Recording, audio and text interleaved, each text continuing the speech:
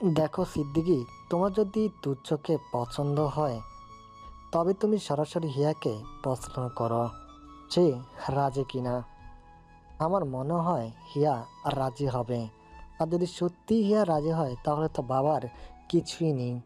সিদ্দিক সাহেব বাবার কথায় সম্মত হয়। তিনি নিজে যেহেতু মেয়েকে এসব প্রশ্ন করতে দ্বিধা করেছিলেন, তাই তিনি রাবেয়া বেগমকে বললেন মেয়ের থেকে তার মতামত জানতে। আর মেয়েকে যেন তিনি পরিষ্কার বলে দেয় যে হিয়ার ইচ্ছে শেষ ইচ্ছা, তার উপরে কোনো জোর নেই। একেবারে সিদ্দিক সাহেবের কথা মতো রাবেয়া বেগমও হিয়াকে কল করেন। এরপর সোজাসাপটা বলেন তুর্যের বিয়ের সম্বন্ধ এসেছে তার জন্য, সে কি রাজি কিনা। হিয়া এরকম তবদা খেয়ে যায় হিয়া একরকম তবদা খেয়ে যায়। তাকে তো তুর্য এ বিষয়ে কিছুই জানায়নি, তাও সে কিছু সময় ভেবে বিয়েতে মত দেয়। সিদ্দিক সাহেব আরমান সাহেবকে পরের দিন কল করেন। তখন রাজশাহীর আকাশ জুড়ে ঘন মেঘ জমেছিল, আর তুর্য তার অফিস কেবিনে মাথা নিচু করে বাজেটের এক পৃষ্ঠা থেকে অন্য পাতায় ছুটে বেড়াচ্ছিল। ফোনটা রিসিভ করলেই ওপাশ থেকে ভরাট গলায় সিদ্দিক সাহেব বলেন, আরমান ভাই, আমরা রাজি, হিয়াও রাজি হয়েছে, এবার আপনি এসে কথা পাকাপাকি করুন। আরমান সাহেব চুপ করে কিছুক্ষণ ফোনটা হাতে রেখে ছেলের মুখের দিকে তাকালেন। তুর্য তখনও ব্যস্ত, কাগজে কলমে খবরের কিছুই টের পায়নি। কিন্তু আরমান সাহেবের চোখে তখন এক চুপচাপ দীপ্তি। তিনি ছেলের হাসি মুখ দেখতে চান, এত পরিশ্রম পরিবর্তনের প্রাপ্তি দিতে চান। ফোনটা রেখে তুর্যের এই ব্যস্ততার মাঝেই তিনি বলেন, ভাবছি তোমার বউটাকে একবার গড়ে নিয়ে আসি। তুর্য তার কাগজের থেকে মুখ তুলে বাবার দিকে তাকায়। তার ভ্রু যুগল কুঁচকে যায়, যেন এমন এক ব্যস্ততম দুপুরে সে খুব অবাস্তব কিছু শুনে নিয়েছে তার বাবার মুখ থেকে। সে জিজ্ঞেস করে, আমি কি আপনার মতে আসলে স্বাবলম্বী হয়ে গিয়েছে? বেকারের ট্যাগটা মুছে গেছে? আরমান সাহেব এক প্রকার হেসে পড়েন। তিনি বুঝে যান তার ছেলের এক প্রকার অভিমান হয়েছিল তার সেদিনের অমন কথায়। আরমান সাহেব হেসে বলেন, সে তুমি যেটা ভাবো ভাবতেই পারো, তবে এখন পাকাপাকি করা যাক। আমার হুট করে শখ জাগলো, এই শীতে তোমার বউয়ের হাতের ভাজা পিঠা খাবো, তাই ভাবছি যত তাড়াতাড়ি তোমার বউকে গড়ে আনা যায়। তুর্য এক মুহূর্তের জন্য স্থির। প্রথমে তার বাবার মশকরা ভাবলো, এবার তার গলা শুকিয়ে যায়। তার বুকের ভেতর যেন কোনো অজানা ঢেউ খেলে যায়। এটাই তো সেই দিন, যেদিনের জন্য এত লড়াই। ঠিক এই মুহূর্তেই তুর্যের ফোনে হিয়ার নাম্বার ভেসে ওঠে। আরমান সাহেব দেখেও এমন ভান করেন যেন তিনি কিছুই দেখেননি। তুর্য ফোনটা রিসিভ করে ফিস ফিস করে বলে, অফিসে আছে বাবা। এটুকুর মাঝেই হিয়া এক নাগারে বলতে থাকে, গতকাল থেকে কল করছি, একটাবার অন্তত কলটা ধরা যেত, তাই না? আর আপনার সারপ্রাইজ, আমি অত্যধিক অবাক। একেবারে আমাকে না জানিয়ে সরাসরি বিয়ের প্রস্তাব। এটুকুর মাঝেই হিয়া এক নাগারে বলতে থাকে। তুর্য একেবারেই ভ্যাবাচাকা খেয়ে যায়। সে আরমান সাহেবের মুখের দিকে তাকিয়ে দেখে তিনি মিটিমিটি হাসছেন। তার চেহারা দেখে পরিষ্কার বোঝা যাচ্ছে তিনি সমগ্র বিয়ের কথাবার্তা কনফার্ম করেই তাকে বলতে এসেছে। এবার সময় হয়েছে, চলো যাই বিয়ের প্রস্তাব নিয়ে। তুর্য হিয়ার এসব কথায় কোনো জবাব না দিয়ে গলাটা সামান্য পরিষ্কার করে বলল, আমি একটু পরে কথা বলছি। হিয়াকে আর কোনো কিছু বলার সুযোগ না দিয়ে কলটা কেটে তার চেয়ার থেকে উঠে এগিয়ে গিয়ে আরমান সাহেবকে জড়িয়ে ধরে। আরমান সাহেব নিজেই যেন এমন পরিস্থিতির জন্য একেবারে প্রস্তুত ছিলেন না। তুর্য তাকে এভাবে শেষে জাপটে ধরেছিল, তাও বোধহয় খুব ছোট বয়সে। আরমান সাহেবও খুশিতে একেবারে আত্মহারা হয়ে ওঠেন। তিনি তুর্যকে তার বুকে জাপটে নেওয়ার আশায় এই কাজটা করেননি। তিনি শুধু ছেলের হাসি মুখ চেয়েছেন। তবে এই সামান্য জাপটে ধরাটা যেন তার কাছে এক অনন্য প্রাপ্তি হয়ে দাঁড়িয়েছে। বাবাদের ভালোবাসাটা একটু অদ্ভুত হয়। তারা আসলে কখনোই প্রকাশ করতে পারে না যে তার সন্তানদের ঠিক কতটা গভীর ভালোবাসে। তুর্য তার বাবার থেকে বরাবরই একটা দূরত্বর দেওয়াল টানিয়ে রেখেছিল। তবে তার এই লড়াইয়ে এসে সে প্রকৃত রূপে বুঝতে চেয়েছে তার বাবা একজন অমায়িক মানুষ, এমন একটা মানুষ যাকে বারবার শ্রদ্ধা করতে ইচ্ছে করে, যাকে গভীরভাবে ভালোবাসতে ইচ্ছা করে, যার কাছে আজীবন ছোট থেকে যেতে ইচ্ছে করে। তুর্যের কাছে একটা ভয় ছিল, সে ভয়টা ছিল আব্দুল রবিউল মোহাম্মদ। তুর্য প্রথম থেকেই ভেবেছিল হিয়ার বাড়িতে আর যেই রাজি হোক না কেন, হয়তো আব্দুল রবিউল মোহাম্মদ কোনোদিনও মেনে নিতে পারবেন না তুর্য আর হিয়ার বিয়েটা। তবে খুব অপ্রত্যাশিতভাবে তিনিও যেন বড্ড রাজি। তবে এটাই কি তার নিয়তি? কিন্তু এসব চিন্তা বেশি আকৃষ্ট করতে পারে না তুর্যকে। শহর জুড়ে অক্টোবরের ধোঁয়াটে শীতে ছুটে বেড়াচ্ছে। ক্যালেন্ডারের 20 তারিখে ঠিক হয় হিয়ার বাড়িতে পাকা কথা বলার তারিখ। নির্ধারিত দিন সকালবেলায় গাড়ির বর্ণের ধোঁয়া উঠতে না উঠতেই তুর্য আর তার পুরো পরিবার, বাবা মা, চাচা চাচি, মিম আর আলিফ সকলে একসাথে হিয়াদের বাড়ির দিকে রওনা হয়। সবার গায়ে পরিপাটি সাজ। মিনুর রহমান তার প্রিয় মুসলিম শাড়িটা বের করেছেন বহুদিন পর। ও বাড়িটা তো শুধু তার নাত বউয়ের বাড়ি নয়, তার নিজের ভাইয়ের বাড়িও যাচ্ছেন তিনি। তুর্য নিজে পরেছে হালকা বেস কালারের পাঞ্জাবি, চোখে ধীরে প্রশান্তি, মনে অবশ্য এক অদ্ভুত অস্থিরতা। সব যেন একেবারে নতুন। তবে এই নতুনত্বই তো সে চেয়েছে। সে তার কাঙ্ক্ষিত নারীকে নিজের করে পেতে ছুটছে। হিয়াদের বাড়ি আছে যেন একেবারে উৎসব মুখর। সোনালি পর্দা টেনে ঘর সাজানো হয়েছে, গন্ধে মম করছে রান্নাঘর। তবুও নতুন অতিথিদের পা ঘরে পড়তেই আয়োজন যেন পরিপূর্ণ রূপে পূর্ণতা পায়। তবে তুর্য কিছুটা থমকে যায়, সবকিছু যেন একটু বেশি নিখুঁত। দুটো পরিবার এক ছাদের নিচে নতুন জীবনের আয়োজনে মেতেছে। হিয়ান এবার তুর্যকে একটু বেশি খাতির করছে। দু ভাইয়ের সম্পর্ক তো বন্ধুত্ব থেকেও কম নয়, তবে তার প্রিয় বন্ধুই তার থেকে লুকিয়েছে তার বোনের প্রতি এত গভীর দুর্বলতা। এই শোধ যেন সে আজ তুর্যর সে থেকেই নিয়ে ছাড়বে। ঘর ভর্তি হাসির ঝলক বয়ে যায়। দুই পরিবার মিলে এক ঘনিষ্ঠ, ছোট্ট অথচ হৃদয়ে ভরা অনুষ্ঠানেই মেতে উঠে সবাই। সকলের চোখে আদুরে ছোট্ট হিয়া আজ যেন পরিপূর্ণ নারী রূপে এসে দাঁড়ায় সকলের সামনে। তার পরনে মেরুন জামদানি তাকে এত বেশি আকর্ষণীয় এবং লাবণীয় করে তুলেছে যা প্রকাশের বাইরে। তুর্য শুধু এক নাগারে দেখে যায় তার সব থেকে দামি ফুলকে। সে তো এই স্নিগ্ধ ফুলটাকেই চেয়েছে, তবে এই রূপ তো কল্পনাও আসেনি। তুর্যের অনুভূতি যেন তুর্যকে বিরক্ত করছে।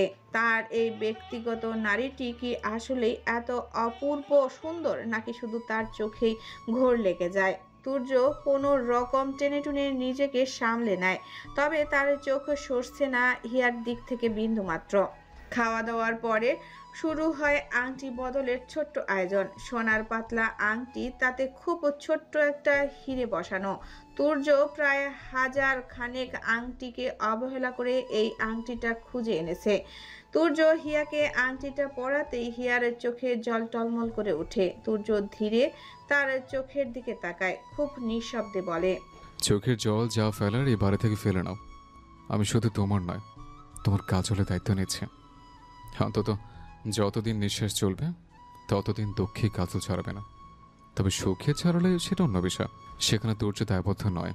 হিয়া তুর্যের কথায় সকলের মাঝেই তার বড় বড় চোখে তুর্যের গভীর চোখ দুটোতে তাকিয়ে পড়ে। চোখে শুধু শব্দ নয়, খুব গভীর প্রণয় লুকিয়ে আছে। উপস্থিত সকলেই কথাবার্তা এগোয়। এবার কথা পৌঁছায় বিয়ের তারিখে। তবে সেখানেই যেন দ্বন্দ্বটা বাঁধে। আরমান সাহেব সোজাসাপটা কথা বলা মানুষ। তিনি চান তার পুত্রবধূকে যত দ্রুত সম্ভব ঘরে তুলতে। তবে এখানে বেগরা দেন সিদ্দিক সাহেব। তার ভাষ্য, হিয়া মাত্র অনার্স প্রথম বর্ষে পড়ছে, আর একটু পড়াশোনা হোক, তারপর ধুমধাম করে বিয়ে দেওয়া যাবে। এখন যেহেতু বিয়ের সব ঠিকঠাকই হয়েছে, এত জলদি তো কোনো কিছুই নেই। এই মুহূর্তে ঘরের বাতাস যেন ভারী হয়ে আসে। আরমান সাহেব ঠান্ডা গলায় বলেন, বিয়ের সাথে লেখাপড়ার কি সম্পর্ক? হিয়া যেভাবে পড়ছে সেভাবেই পড়বে। ওর পড়াশোনা ওকে কেউ বাধা দেবে না। আর তুর্য তো ছোট বাচ্চা ছেলে না যে হিয়ার বই খাতা ছিঁড়ে ফেলবে। আরমান সাহেবের এমন রসিকতায় সকলে হেসে ওঠে। তবে সমস্যা যেন সমস্যায় আটকে থাকে। এই সমস্যার সমাধানে এইবার তুর্য শান্ত ভঙ্গিতে উঠে দাঁড়িয়ে সিদ্দিক সাহেবের কাছে এগিয়ে গিয়ে বলে, চাচা, আমি কথা দিচ্ছি, হিয়ার পড়াশোনার শেষ দিন পর্যন্ত সব দায়িত্ব আমার। ও যত দূর পড়তে চায় সবটা ওর ইচ্ছে। আপনি কখন এটা নিয়ে ভাববেন না যে হিয়া আবদ্ধ। আমি চাই হিয়া মুক্ত হোক, ওর স্বপ্ন অনেক বড় হোক, সমগ্র আকাশ জুড়ে উড়ান হোক। তুর্যের এই কথায় সিদ্দিক সাহেব একেবারে পরিতৃপ্ত হয়ে ওঠেন। তুর্যের প্রতিজ্ঞার মতো দৃঢ় কথাগুলো ছড়িয়ে পড়ে ঘরের চারপাশে। আব্দুল রবিল মুহাম্মদের চোখে ধরা পড়ে প্রশান্তি। যেন একটা সুদীর্ঘ সংশয় কাটলো অনেকগুলো দিন পর। সব আলোচনার পর একরকম মেঘ কেটে আকাশ ঝকঝকে হয়ে আসে। সিদ্ধান্ত হয় আসছে নভেম্বরের 10 তারিখে তুর্য হিয়ার বিয়ে। তাতে মাত্র 20 দিন। অপেক্ষার এই 20 দিনই হয়তো এখন জীবনের সবচেয়ে গুরুত্বপূর্ণ সময়সীমা। দু পরিবারের ব্যস্ততা যেন দিগন্ত ছুঁতে চায়। এক এক করে শুরু হয় তালিকা লেখা। কাকে দাওয়াতে যাবে, কে কি পরবে, কোন ফুল দিয়ে ঘর সাজানো হবে, মেনুতে থাকবে কি, আর সবচেয়ে বড় কথা হিয়ার গায়ে হলুদটা কোন পিসে সবচেয়ে সুন্দর মানাবে। নূরজাহান বেগম তো রীতিমতো তুর্যের বিয়ের স্বপ্ন দেখছে দিনরাত। তার একমাত্র সন্তানের বিয়ে। তিনি কি করবে না করবে তাতে মেতে উঠেছেন। বাড়ির প্রতিটা মানুষ ব্যস্ত। আর আরমান সাহেব, তিনি নিজেও একজন নীরব আয়োজক। ছেলের জীবনের সবচেয়ে সুন্দর দিনে কোনো খুঁত রাখবেন না, এই অঙ্গীকারে দিন রাত কাজ করছেন। তবে সবথেকে কষ্টকর বিষয় তার জন্য যে গাটি গাটি টাকা পাখি হয়ে আকাশে উড়ে যাচ্ছে। তিনি তো রীতিমতো একবার তুর্যকে বলেই ফেললেন, কি দরকার ছিল এত গোটা করে আয়োজনের? পালিয়ে বিয়ে করে বউ নিয়ে আসতে। আমি একটু বাংলা সিরিয়ালের মতো ড্রামা করে গ্রহণ করে নিতাম, অন্তত আমার লাখ লাখ টাকাগুলো বেঁচে যেত। তুর্য তার বাবার কথা শুনে হাসে। তবে তার বাবার এই করুণ দশা দেখে দুঃখের বদলে প্রশান্তি বেশি পায়। অন্তত এই কিপ্টে লোকের পকেট তো ভাঙছে। একদিকে নূরজাহান বেগম নিজের স্বামীকে এভাবে দু হাতে ভাঙতে দেখে তার জীবনের সকল ইচ্ছা মিটিয়ে নেন একেবারে। বউয়ের গয়না থেকে শাড়ি নেওয়ার সাথে নিজের জন্য কেনাকাটা করে নেন। অন্যদিকে হিয়ার বাড়িতে চলছে মহা আয়োজন। এত দ্রুত বোনের বিয়ে দেওয়াতে হিয়ান সামান্য খসখস করলেও বরটা যেহেতু তুর্য তাই আর আপত্তি করে রাখে না। পড়াশোনার সুবাদে তার স্থায়ী ঠিকানা তো রাজশাহীতেই। বিশ্ববিদ্যালয়ের হলেও থাকলেও সপ্তাহে এমন একটা ছুটি এখনো যায়নি যেখানে নূরজাহান বেগম নিজে না ডেকেছে হিয়ানকে। তাছাড়া তার বেশি সময় ঠিকানা তুর্যদের বাড়িতেই। সেই বাড়িতে নিজের বোন বউ হলে সে যেন নিশ্চিন্ত। অত্যন্ত মায়ের অভাব কখনোই বোধ করতে দেবেন না নূরজাহান বেগম। আর তুর্য বরাবরই হিয়ানের মন মতো। হিয়ান এখন নিজের একমাত্র ছোট বোনের বিয়েতে সকল দায়িত্ব নিজের ঘাড়ে তুলে মহাব্যস্ত। বিয়ের এই 20 দিনের কাউন্টডাউনে এখন আর কেবল শাড়ি গহনা কিংবা অতিথি তালিকার গল্প নেই, বরং প্রতিটি ক্ষণ যেন হয়ে উঠেছে এক নীরব প্রত্যয়ের জায়গা। দুটি জীবন, দুটি পরিবার, আর এক নতুন এক যাত্রা। দিন গড়িয়ে অঢেল আকাঙ্ক্ষা, স্বপ্ন আর বাস্তবতার রং মিশে হাজির হয় সেই কাঙ্ক্ষিত দিন। শীতের একটা কড়া আভার সাথে ক্যালেন্ডারের পাতায় নভেম্বরের 8 তারিখ। তুর্যের গায়ে হলুদ। বিয়ের উৎসব যেন তার প্রলেপ ফেলতে শুরু করেছে আলতো করে। গায়ে হলুদ হবে পুরনো দিনের নীতিতে। 8 তারিখে ছেলের বাড়িতে, 9 তারিখে মেয়ের বাড়িতে, আর 10 তারিখে বিয়ে। তবে দূরত্ব কারণে শুধুমাত্র গায়ে হলুদের ডালা যাবে, অতিথি নয়। আরমান সাহেব কিপটামি করতে গেলেও নিজের মা, স্ত্রী আর ছেলের চাপে আর টাকা চেপে রাখতে পারছে না। বাড়িটা সেজে উঠেছে নানা রঙের আলোক সজ্জায়। বেলি, গাধা আর রজনীগন্ধার সুবাসে মুড়ে উঠেছে আধুনিক নিয়মে গড়া বাড়িটি। অন্যদিকে হিয়াদের বাড়ি জুড়েও চলছে রঙিন উন্মাদনা। সাজসজ্জার কর্ণপক্ষে যেন বরপক্ষকে টক্কর দিতে ব্যস্ত। তুর্যের বাড়িতে গায়ে হলুদের সকাল থেকেই চলছে বিয়ের ধুমধাম। সকলে নেচে উঠছে নতুন নতুন গানে। আলিপ্ত বন্ধুদের নিয়ে তুর্যকে ঘিরে এমনভাবে নাচছে যেন বিয়ে তারই। বড় ভাইয়ের বিয়েটা কোনো মতে হতে পারলেই যেন ঘরে নতুন বউ এনে বলবে, বাবা আমি বিয়ে করে এনেছি। আলিফের চোখে মুখে এমন খুশি বিদ্যমান। এইদিকে মিম মেকআপ করায় কোনো কৃপণতা করেনি। তার সঙ্গে তার বান্ধবীদের একটা লম্বা দলও একই মেকআপে মরানো, যাদের চিনতে হলে বোধহয় ডিএনএ টেস্ট করে চেনার প্রয়োজন আছে যে আসলে কোনটাকে। বাড়ির মুরব্বীরাও অবশ্য মুখে এক পাত্তা প্রলেপ লাগিয়ে তৈরি। সন্ধ্যায় ঘটা করে হয় গায়ে হলুদের আয়োজন। সকলেই পালা করে হলুদ দিচ্ছে তুর্যকে। ছেলের গায়ে হলুদের আসরে তদারকি কমতি রাখেননি নূরজাহান বেগম। তুর্যের গায়ে হলুদ লাগাতে সে একেবারে হলুদে লেপটে দেন ছেলেকে। আরমান সাহেব এমন অবস্থা দেখে মুখ গম্ভীর করে বলেন, তুমি আর বড় হলে না? ছেলের গায়ে হলুদের হলুদ তো দেখি শরীরে থেকে জামায় বেশি পড়ছে।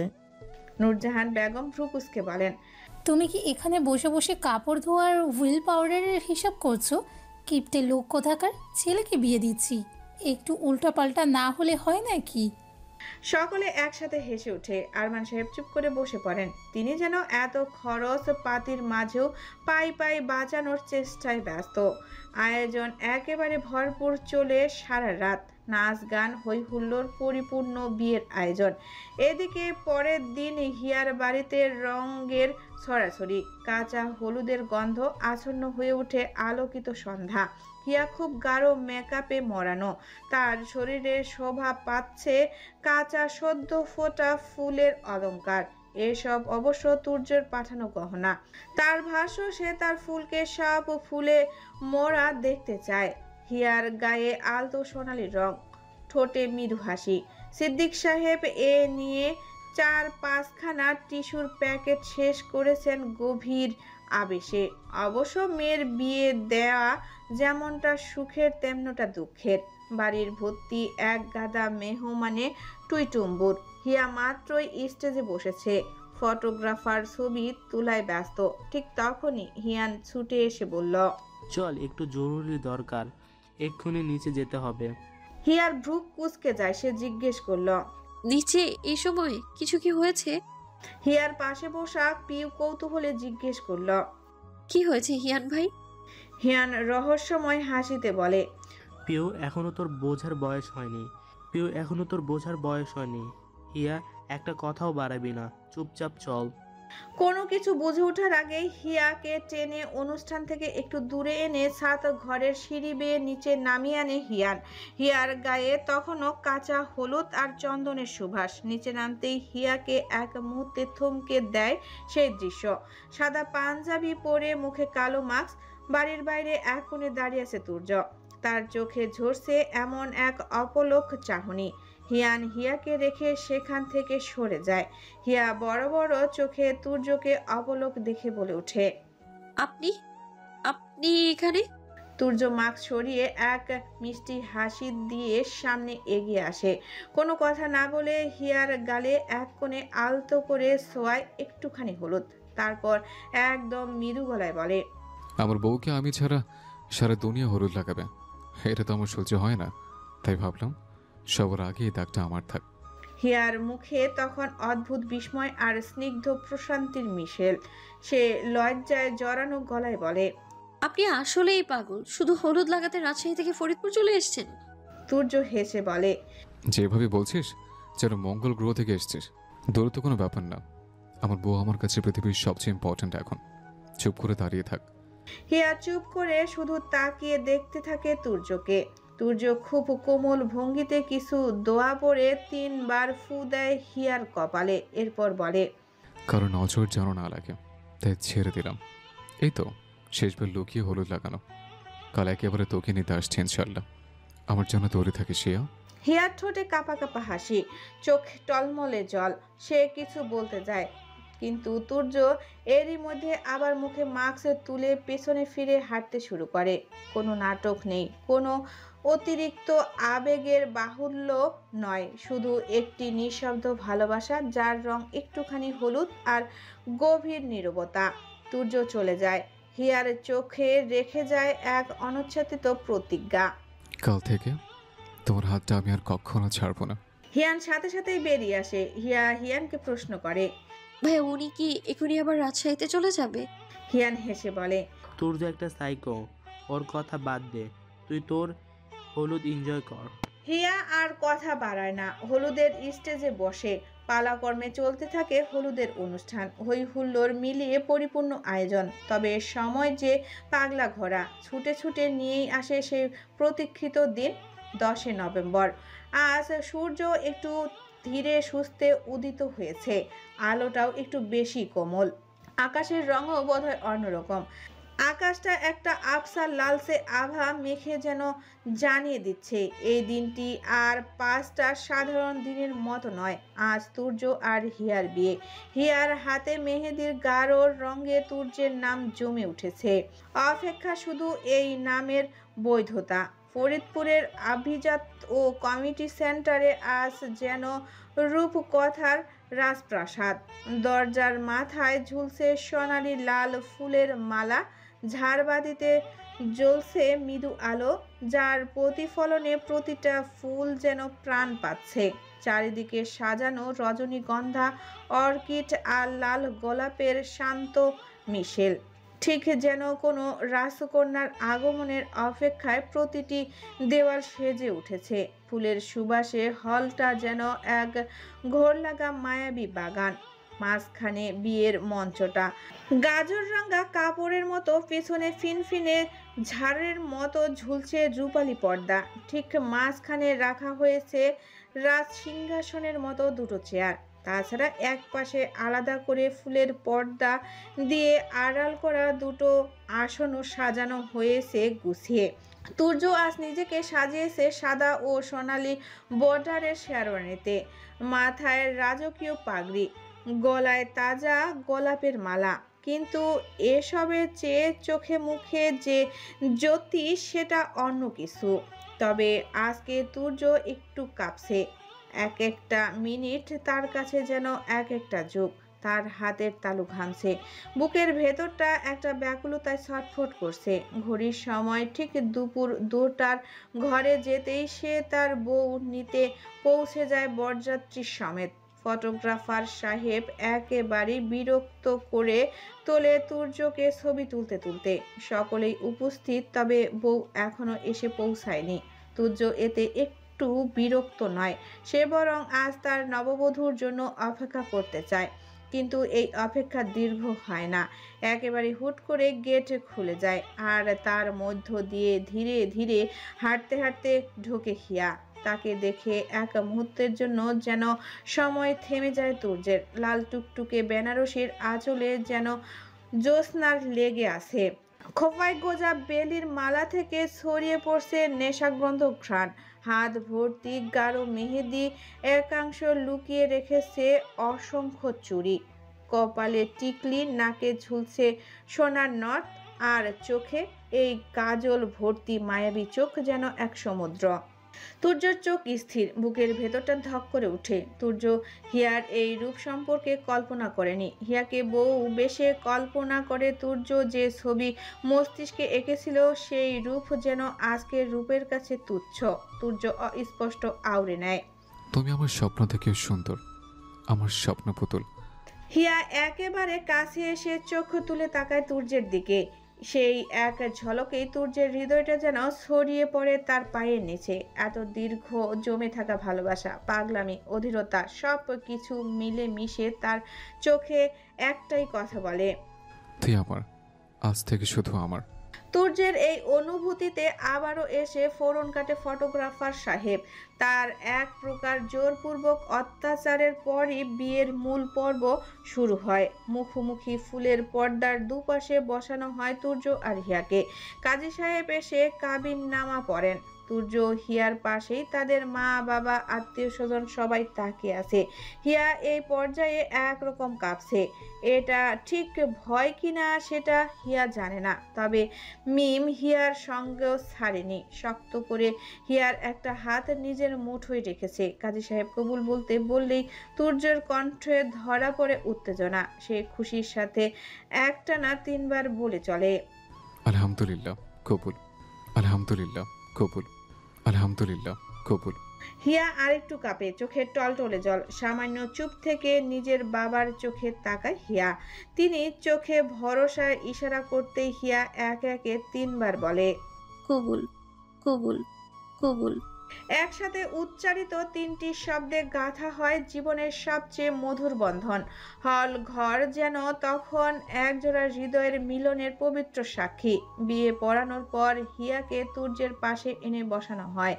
আবারও হাজির ফটোগ্রাফার সাহেব, বিরক্ত করতে। কয়েক মুহূর্ত বিরক্ত শেষে তিনি বিদায় হন। এবার জমে ওঠে পরিবার। সবাই ছবি তুলছে, হাসছে, গল্প করছে। এত ভিড়ের মাঝেও তুর্য এক মুহূর্তের জন্য হিয়ার কান পর্যন্ত মুখ এনে বলে, বলেছিলাম না আপনাকে আমার সম্পূর্ণ নিজের করে চাই। আপনি আমার সেই ফুল যার মূল্যের কাছে আমার জীবন তুচ্ছ। হিয়া চুপচাপ শোনে, ছলছল চোখে তুর্যের চোখে তাকিয়ে থাকে। তুর্যের চোখও চকচক করে ওঠে। সে হিয়ার হাতটা শক্ত করে ধরে ফিসফিস করে বলে, আজ থেকে আপনার হাতটা আর কোনোদিন ছাড়ব না, কোনোদিন না, ইনশাআল্লাহ। হিয়া শুধু চুপটি করে দেখে যায় তুর্যের এই শুদ্ধতা। খাওয়া দাওয়া সহ বাকি সব আয়োজনের মাঝেই বিয়ের আনুষ্ঠানিকতা শেষ হতেই বিদায়ের প্রহর দরজায় এসে দাঁড়ায়। হিয়ার চোখে জল এবার সব বাঁধ ভাঙে। এই জলের মানে যেন হাজার শব্দ দিয়েও বোঝানো যায় না। এ জল খুশির, ভালোবাসার, বেদনার আর একটু ভয়েরও। হিয়া কান্নায় একেবারে ভেঙে পড়ে, মুখ ঢেকে ফেলে তার লাল আঁচলে। তাকে জড়িয়ে একেবারে বাচ্চাদের মতো কাঁদতে থাকে পিউ। এক পাশে দাঁড়িয়ে তার মা কাঁদছে নিঃশব্দে, অন্যদিকে হিয়ান দাঁড়িয়ে আছে মুখ শক্ত করে, যেন চোখে জল এলেও তা কাউকে দেখাতে চায় না। এইসব ঘটনা দেখে মিম নিজেও চোখের পানি সামলে উঠতে পারে না। সে নিজেও কেঁদে কেঁদে হয়রান। হিয়ার বাবা এগিয়ে আসে তুর্যের দিকে। অনেকগুলো মুহূর্ত তার চোখের গভীর, যেন এক জীবন হিসেব করে দেখছেন। তারপর নিজের মেয়ের কাঁপতে থাকা হাতটা তুর্যের হাতে তুলে দিয়ে বলেন, আমার সবচেয়ে বড় সম্পদ তোমার হাতে তুলে দিলাম তুর্য, ভালো রেখো ওকে। শুধু সুখে নয়, দুঃখেও ওর পাশে থেকো। তুর্যের মুখ থমথমে, কণ্ঠ ভারী। সে গভীর ভরসায় বলে, আমি কথা দিচ্ছি হিয়ার চোখে কোনোদিন কষ্টের জল আসবে না। ওর হাসি আমার পৃথিবীর সবচেয়ে বড় শান্তি, আর এই হাসি মুখের দায়িত্ব আজ থেকে আমার। আব্দুল রবিল মোহাম্মদ কিছুই বলে না, সোজা তুর্যকে জড়িয়ে ধরে। এরপর বলে, আমার হিয়ার যত্ন নিও, খুব আদরের ও আমার। তুর্য তাকেও আশ্বস্ত করে সাদরে। বিদায়ের পালা চুকিয়ে তারা বেরিয়ে পড়ে রাজশাহীর উদ্দেশ্যে। এক লম্বা পথ পাড়ি দিয়ে নববধূকে নিয়ে তুর্য যখন নিজের বাড়ির দরজায় পৌঁছায়, তখন রাত যেন এক ওপার জ্যোৎস্নায় ভরে গেছে। গেটের দুপাশে সাজানো ঝাড়বাতিতে আলো জ্বলছে। মাথার উপর ঝুলছে রঙিন কাগজের লণ্ঠন। বাড়ির বারান্দায় পা রাখতেই আয়োজনের মৃদু শব্দ বেজে ওঠে, যেন ঘটা করে জানিয়ে দেয় এই বাড়িতে আজ এক পরীর আগমন হয়েছে। ভেতর থেকে একে একে বেরিয়ে আসেন অনেকে। নূরজাহান বেগম এবং মিনুর রহমানের অপেক্ষা যেন শেষ হলো। নূরজাহান বেগম হিয়া আর তুর্যের একেবারে মুখোমুখি দাঁড়ান। তার মুখে প্রশান্তি আর গর্ব মিলেমিশে এক অনিবার্জনীয় হাসি। তার হাতে পিতলের থালা, তাতে রয়েছে নানা পদের মন্ডা মিঠাই আর একটা রূপার চাবির ছড়া। তুর্য আর হিয়ার দিকে তাকিয়ে নূরজাহান বেগম মৃদু কণ্ঠে বলেন, বাড়ির লক্ষ্মীকে আজ বরণ করতে কখন থেকে দাঁড়িয়ে আছি। মেয়েটার মুখ একেবারে শুকিয়ে গেছে। এসব কথায় আরমান সাহেব কড়া গলায় বলেন, আহা, সময় নষ্ট করো না, যা করা তাড়াতাড়ি করো, অনেক লম্বা জার্নি করে ফেলেছে সবাই। নূরজাহান বেগম আর সময় নষ্ট না করে হিয়াকে এক টুকরো মিষ্টি খাইয়ে বলেন, আজ থেকে এই বাড়ি তোমারও, ঠিক ততটাই যতটা আমার। এই ঘরের প্রতিটা দেওয়াল তোমার হাসি যেন প্রতিধ্বনিত হয়। মা, সংসার বেঁধে রেখো। হিয়ার সাথে সাথে সালাম করে নূরজাহান বেগমকে। নূরজাহান বেগম হিয়ার আঁচলের রূপার চাবির ছোরা বেঁধে দিয়ে বলেন, আজ থেকে তুর্যের সাথে ঘরের দায়িত্বও তোমার। হিয়া একটু হকচকিয়ে যায়। নূরজাহান বেগম হেসে বলেন, আরে ভয় পেও না, এটা এবারের নিয়ম। ঘরের নতুন বউ হেলে এইভাবে রূপোর চাবির ছড়া দিয়ে বরণ করতে হয়। হিয়ার সাথে মিম আলিফ সকলেই হেসে ওঠে। হিয়াকে সাদরে সম্মানের সাথে ঘরে বরণ করা হয়। আরও সামান্য কিছু নিয়মের পর খাবারের পর্ব চুকিয়ে হিয়াকে নিয়ে যাওয়া হয় তুর্যের ঘরে। তুর্যের ঘরটাই একেবারে শান্ত, ফুলে ফুলে মেতে উঠেছে চারপাশ। ঘরটা একেবারে স্বপ্নের মতো সাজানো, বিছানায় রক্ত লাল গোলাপের পাপড়ি ছড়ানো, চারিদিকে টিউলিপ আর অর্কিডের তোড়া। মৃদু আলোয় স্নিগ্ধতার চারপাশে ছায়া ফেলে রেখেছে। একটা ছোট সাদা ল্যাম্প জ্বলে, যার আলো পড়ে হিয়ার মুখে আরো কোমল, আরো নিরীহ লাগছে তাকে। বেশ লম্বা সময় সকলে হিয়ার সাথে থেকে ওকে একা রেখেই সকলে বেরিয়ে পড়ে তুর্যের ঘর থেকে। বাতাসে হিয়ার খোপার বেলি ফুলের ঘ্রাণ জায়গা করে নিয়েছে। জানালার বাহিরে এক নিস্তব্ধ পূর্ণিমার আলো। এসবের মাঝেই হিয়ার বুকে এক প্রগাঢ় ভয় উকি দিতে থাকে। এ ভয়টা ঠিক কিসের তা যেন সে পরিষ্কার বুঝে উঠতে পারছে না। তার হৃৎস্পন্দন তার আয়ত্তের বাইরে ছুটছে। সে বসে আছে মাথায় ঘোমটা টেনে, একদম চুপ। তার বুকের ভেতর ঢিপ ঢিপ শব্দ নিজেই শুনতে পারছে মনে হয়। সে জানে তার জীবনে একেবারেই বদলে গেছে, কিন্তু তারপরও জীবন বদলের অজানা আগ্রহে যতটা উত্তেজনা থাকার কথা তার চেয়ে অনেক বেশি ভয়।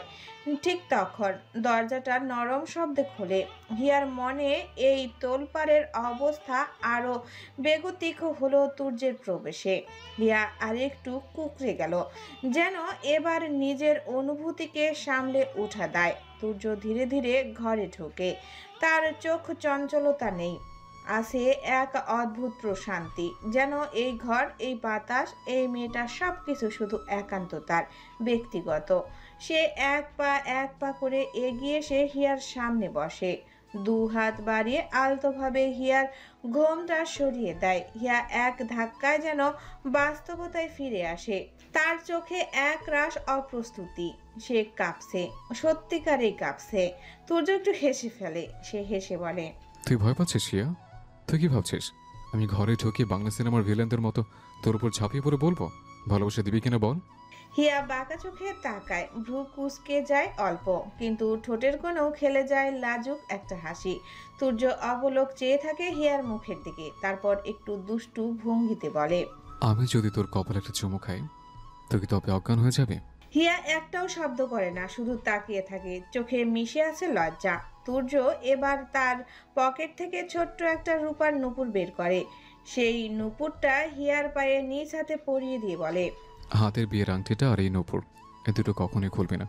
বাকি গয়না ইচ্ছে হলে পরিস, না হলে না, কিন্তু এই দুটো তোর গায়ে থাকবে। ধরে নে এটা আমার চিহ্ন, তোর প্রেমে পড়া এক পাগলের স্বাক্ষর। হিয়া এবার একটু লাজুক হাসে। এই মানুষটা তার চেনার জগতের বাইরে কেউ, এতটা স্নিগ্ধ অথচ এতটা গভীর। হিয়ার চোখে আর সেই কাঁপুনি নেই। সে যেন কোথাও একটা নিরাপত্তা আশ্রয় পেয়ে গেছে।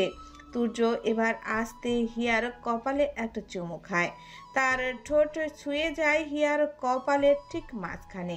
এরপর ধীরে বলে, আমি তোর সঙ্গে জীবনের শেষ মুহূর্ত পর্যন্ত থাকতে চাই হিয়া।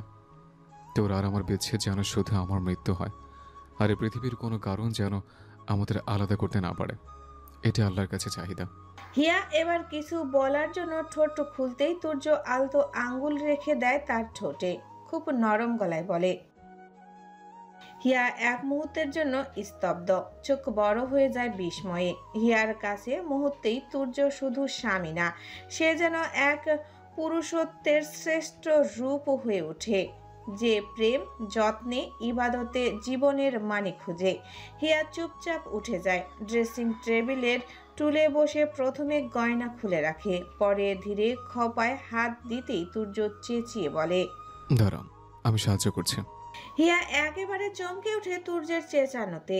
তুর্য এগিয়ে এসে একটা একটা করে ক্লিপ খুলে সুন্দর করে খোপা থেকে ফুলগুলো ছাড়িয়ে খোপাটা খুলে দেয়। সে এত আলতোভাবে চুলগুলোকে ছয় যেন এটা তার ব্যক্তিগত। হিয়া ছুলে যদি কিছু হয় সেই সংশয় যেন তুর্যের চোখে ভেসে উঠেছিল সামান্য। তবে হিয়া এই প্রতিক্রিয়া একেবারে এড়িয়ে উঠে যায় ওয়াশরুমে। হিয়া বিশ্বাস করতে শুরু করেছে যে সে স্বামীরূপে একটা অদ্ভুত চরিত্রকে পেয়েছে। হিয়া বিয়ের শাড়ি ছেড়ে একটা সুতি কামিজ পরে ঘরে আসে। তুর্য ততক্ষণে নিজের শেরওয়ানি বদলে নিয়েছে। হিয়া ঘরে আসতেই সেও গিয়ে অজু করে ফেরে। একই মজলিসে আগে পিছে নিয়ম অনুযায়ী তারা নামাজে দাঁড়ায়। তারা 2 রাকাত নফল নামাজ আদায় করে। হিয়া সেজদায় কেবল একটাই প্রার্থনা করে, হে আল্লাহ, এই মানুষটা যেন আমার হয়, শুধু দুনিয়ায় না, জান্নাতেও। তুর্যর প্রার্থনা শুধু হিয়াকে জড়িয়ে। এ যেন এমন এক পূর্ণতা যা তাদের ভাগ্যে খুব গোপনেই রাখা ছিল। নামাজ শেষে তুর্য আর হিয়া পাশাপাশি বসে সাজানো খাটের একটা কোণায়। বেশ লম্বা সময় কেউ কিছু বলে না, কিন্তু নিস্তব্ধতার মধ্যেও যেন অজস্র শব্দ মিশে আছে। ভালোবাসা, আস্থা, নতুন জীবনের প্রতিজ্ঞা। ঘরের হালকা আলোয় তাদের ছায়া পড়েছে এক অন্যের গায়ে, যেন একে অপরকে একেবারে মুছে দিয়ে একটাই ছায়া হয়ে গেছে তারা। তাদের চোখে আর সেই চঞ্চলতা নেই, আছে প্রশ্রয়, অদম্য স্নেহ। হয়তো তুর্য কিছু বলার শব্দ খুঁজছিল। সে বেশ লম্বা সময় চুপ থেকে হিয়ার হাতে হাত রেখে বলল, হিয়া, আমি চাই তুই আমার আয়না হ, আর আমি তোর আকাশ হব। আমার মা বড্ড ভালো মানুষ, তারপরও সে তোর শাশুড়ি, তার মেয়ে হয়ে উঠিস। মনে রাখিস, পৃথিবীর কেউ না থাকুক, আমি তোর জন্য সবসময় আছি। তুই শুধু আমার দায়িত্ব না, আমার ভালোবাসা। হিয়ার চোখে জল চিকচিক করে ওঠে। এই মানুষটা যেন তার জীবনের সব প্রাপ্তির পূর্ণতা। হিয়া মৃদু স্বরে বলল, আমার আপনি থাকলেই চলবে, আপনি শুধু বদলে যাবেন না, কথা দিন। তুর্য হিয়ার মাথায় হাত রাখে, তারপর একেবারে আলতো করে কাছে টেনে নেয় বুকে। এ তো প্রথম আলিঙ্গন। তুর্য খুব ক্ষীণ স্বরে বলল, হিয়া, সময় বদলায়, জীবন বদলায়। আমরা বদলাবো কতটা জানি না, তবে আমার যত রূপ বদলাক, সব রূপে যেন আমার তোর প্রতি মোহ, প্রেম, আকর্ষণ আর ভালোবাসা একই থাকে। এটাই প্রার্থনার চাহিদা। হিয়া একেবারে লুকিয়ে পড়ে তুর্যের বুকের মাঝে। রাতটা কাটে খুব শান্তিতে। কোনো জ্বরও নেই, তাড়া নেই, শুধু একে অন্যের মধ্যে ধীরে ধীরে মিলিয়ে যাওয়া। মাঝে মাঝে তুর্য হিয়ার কপালে চিবুকে চুমু খায়। হিয়া কখনো হেসে ফেলে, কখনো চোখ বুজে থাকে লজ্জায়। পৃথিবীর সব রং, সব ছায়া যেন এসে মিশে যায় এই ঘরের দেওয়ালে। হিয়া ছোট্ট পুতুলের মতো তুর্যের বুকে ঘুমিয়ে যায় পরম আবেশে। সূর্য যখন তার আলো চাদর মেলে দেয় জানালার পর্দায়, তখনও ঘরের ভেতর নিস্তব্ধতা। হিয়ার ঘুম ভাঙে পাখির কিচিরমিচিরের শব্দে। সে চোখ মেলে দেখে সে তুর্যের বুকের সাথে লেপ্টে আছে। তুর্য ঘুমে অচেতন, তার মুখে এক স্বর্গীয় প্রশান্তি। সে কখনোই তো এই মানুষটাকে এত কাছ থেকে দেখেনি। মানুষ বুঝি এত স্নিগ্ধ হয়? হিয়া অপলক তাকিয়ে দেখে যায় তার ব্যক্তিগত পুরুষটিকে। তুর্য হঠাৎ নড়ে ওঠে, ঘুমটা গভীর থেকে ভেঙেছে। হিয়া একটু সরে দেওয়াল ঘড়ির কাঁটার দিকে তাকিয়ে সময় দেখে। সময় সকাল 10টা বেজে 38 মিনিট। হিয়ার চোখ কপালে ওঠে। সে এক ঝটকায় উঠে চেঁচিয়ে বলল, হায় আল্লাহ, 10:30টার বেশি বেজে গেছে। হিয়ার এমন হুলুস থুলুস কাণ্ড দেখে তুর্য নিজেও উঠে বসে। হিয়া তাড়াহুড়া করে উঠে লাগেজ থেকে একটা লাল সুতির শাড়ি নিয়ে ওয়াশরুমে চলে যায়। তুর্য বোকার মতো হিয়ার যাওয়ার পথে তাকিয়ে বসে থাকে। তার কোনোভাবেই বোধ ক্ষমতায় আসছে না হিয়ার এমন তাড়াহুড়ার কারণ। মিনিট 10-এর মাঝেই হিয়া গোসল সেরে তার সদ্য ভেজা চুলে লাল শাড়িতে বেরিয়ে আসে ওয়াশরুম থেকে। তুর্য শুধু চুপচাপ দেখে যায় হিয়াকে। সকাল সকাল এমন দৃশ্য সে একেবারেই বাকরুদ্ধ হয়ে ঠায় বসে থাকে বিছানায়। হিয়া তুর্যের এমন জমে থাকা দেখে তুর্যের কাছে এসে জিজ্ঞেস করে, আপনার কি শরীর খারাপ লাগছে? তুর্য হিয়ার অবাধ্য ভেজা চুলগুলোকে আলতো ছুঁয়ে বলল, আমি একেবারে অপ্রস্তুত ছিলাম, তোকে ভিজে চুলা নববধূর মতো লাল শাড়িতে দেখতে। হিয়া হেসে উঠে বলল, অভ্যেস করে নিন, এভাবেই এখন থেকে দেখতে হবে আপনার আমাকে। এখন তাড়াতাড়ি রেডি হন তো, বাড়ি ভর্তি মেহমান আর নতুন বউ বেলা পুরো 10টা অব্দি ঘুমায়। ছি ছি ছি, কি বাজে বিষয়। তুর্য ভ্রু কুঁচকে বলল। কোনো বাজে বিষয় নয়, ওরা যেন কেউ বিয়ে করেনি। হিয়া তুর্যের কথায় গুরুত্ব না দিয়ে তাড়াহুড়া করে রেডি হতে লাগলো। ঘরের এদিক থেকে ওদিকে ছুটতে গিয়েও নিজের শাড়িতে পা বেঁধে ঘরের মাঝে স্লিপ কেটে হুমড়ি খেয়ে পড়ল দেওয়ালের উপর। সাথে দেওয়ালের মাঝে গিয়ে মাথায় একপাশে প্রচন্ড ধাক্কা খায় হিয়া। চেঁচিয়ে উঠে সে। আউচ! তুর্য আচমকা পরিস্থিতি না বুঝেই ছুটে এসে হিয়াকে ধরে। ঠিক আছে, তুমি কি করে পড়লে? হিয়া কোনো কথা বলার আগেই তুর্য হিয়াকে পাজা কোলে তুলে নিয়ে বিছানায় বসায়। হিয়ার চোখে পানি, কপালের পাশে লালচে দাগ, মুহূর্তের মধ্যেই তা ফুলে ওঠে। আঘাতটা প্রচন্ড লেগেছে তা স্পষ্ট হয়ে ওঠে। ও গড, মাথা ফুলে গেছে। বস, আমি বরফ আনছি। বলেই ছুটে যায় তুর্য। ফ্রিজ থেকে বের করে বরফ এনে কপালে মুড়ে হিয়ার কপালে আলতোভাবে চেপে ধরে। হিয়ার চোখে স্পষ্ট যন্ত্রণা, প্রচন্ড মাথা ঘুরছে তার। তুর্য একেবারে সারা বাড়ি মাথায় তুলে নেয় মুহূর্তেই। বাড়ি ভর্তি মেহমান, সকলে পালা করে আসে আর আফসোস করে চলে যায়। তুর্য তাদের পারিবারিক ডাক্তারকে পর্যন্ত ডেকে এনেছে। নূরজাহান বেগম হলুদ দুধ এটা ওটা নিয়ে ব্যস্ত হয়ে উঠেছেন। মিম চুপটি করে হিয়ার পাশে বসে আছে। আরমান সাহেব পর্যন্ত চিন্তিত হয়ে দাঁড়িয়ে আছেন। নূরজাহান বেগম হিয়ার মাথায় হাত দিয়ে খুব অসহায় হয়ে বললেন, আহারে, বউ ভাতের আগে বউয়ের মাথায় এমন চোট, কি লজ্জাজনক বিষয়। হিয়ার বাবা মার কাছে আমি মুখ দেখাবো কি করে? বলবে একদিনের জন্য মেয়েটাকে যত্নে রাখতে পারিনি। আরমান সাহেব নিজের স্ত্রীর মুখে এমন কথা শুনে বেশ উপহাস করে বললেন, ঠিক বলছো, সবাই ভাববে তুর্য বউ পিটায়। নূরজাহান বেগম ব্যাপারটাকে একেবারেই সত্য ভেবে ছলছল চোখে তুর্যর দিকে তাকিয়ে বলেন, না না, আমার ছেলেটাকে ওই শিক্ষা দিয়েছি নাকি? তাও যদি ভাবে, ডাক্তার কখন আসবে? তুর্য মুস্কি হেসে বলে, উফ মা, আব্বু বললো আর তুমি মেনে নিলে? আব্বু মজা করছে তোমার সাথে। হিয়া অপ্রস্তুত হয়ে চোখ নামিয়ে ফেলে। ঠিক তখনই ডাক্তার এলেন, চেক আপ করলেন। সব একেবারে ঠিক আছে, বেশি ব্যথা হলে পেনকিলার খেলে চলবে। তুর্য তখনও বরফ ধরেই রেখেছে। হিয়াকে দেখতে সব থেকে শেষে এলেন মিনুর রহমান। তিনি এসেই বললেন, নিশ্চিত নজর লেগেছিল। আমার মা বলতেন নতুন বউদের নজর সহজে লাগে, হয়তো এজন্যই হয়েছে। এসো একটু ঝেড়ে দেই। মিনুর রহমান পরম যত্নে দোয়া দরুদ পরে ঝেড়ে দেন। হিয়া যেন পরিচিত মানুষদের আবার নতুন করে চিনছে। ঘন্টা খানেকের ভেতর ঘরটা অনেকটা শান্ত হয়ে আসে। অতিথিদের ব্যস্ততা কমে আসে। সবাই একটু একটু করে নিচে নেমে যায়। শুধু হিয়া একটু শুয়ে থেকে বিশ্রাম নেয়। তুর্য নিজেও হিয়াকে একটু বিশ্রাম নিতে দিয়ে ঘর থেকে বের হয়। বৌভাতের আয়োজনে অনেক কিছুই বাকি, সেসবের একটুকু খোঁজ খবর নেই। হিয়ার চোখ আধো ঘুম আর আধো ক্লান্তিতে বন্ধ। কিছু বলার মতো শক্তি নেই। প্রথমে একটুখানি ঘুমিয়েও পড়লেও সে, কিন্তু তারপরও হঠাৎ কি এক অস্বস্তিতে তার ঘুম ভেঙে যায়। শুয়ে শুয়েই ভাবতে থাকে, মাথায় যে ব্যথাটা হচ্ছিল তা এখন অনেকটাই কমে এসেছে। কপালের সাইডটা একটুখানি ফুলে আছে, কিন্তু যেভাবে আঘাতটা লেগেছিল তাতে তো এর চেয়ে অনেক বেশি হওয়ার কথা। হিয়া উঠে বসে, আলতো পায়ে ঘরের এক কোণে রাখা আয়নার সামনে যায়। তার মাথার পাশে ফোলা জায়গাটা ধীরে ধীরে আঙ্গুল দিয়ে ছুঁয়ে দেখে। ফুলে আছে বটে, কিন্তু রংটা কালচে হয়নি, ফাটেনি, এমনকি রক্ত পর্যন্ত বের হয়নি। হয়তো তুর্যের সাথে সাথে দেওয়া বরফের ফলাফল এটা।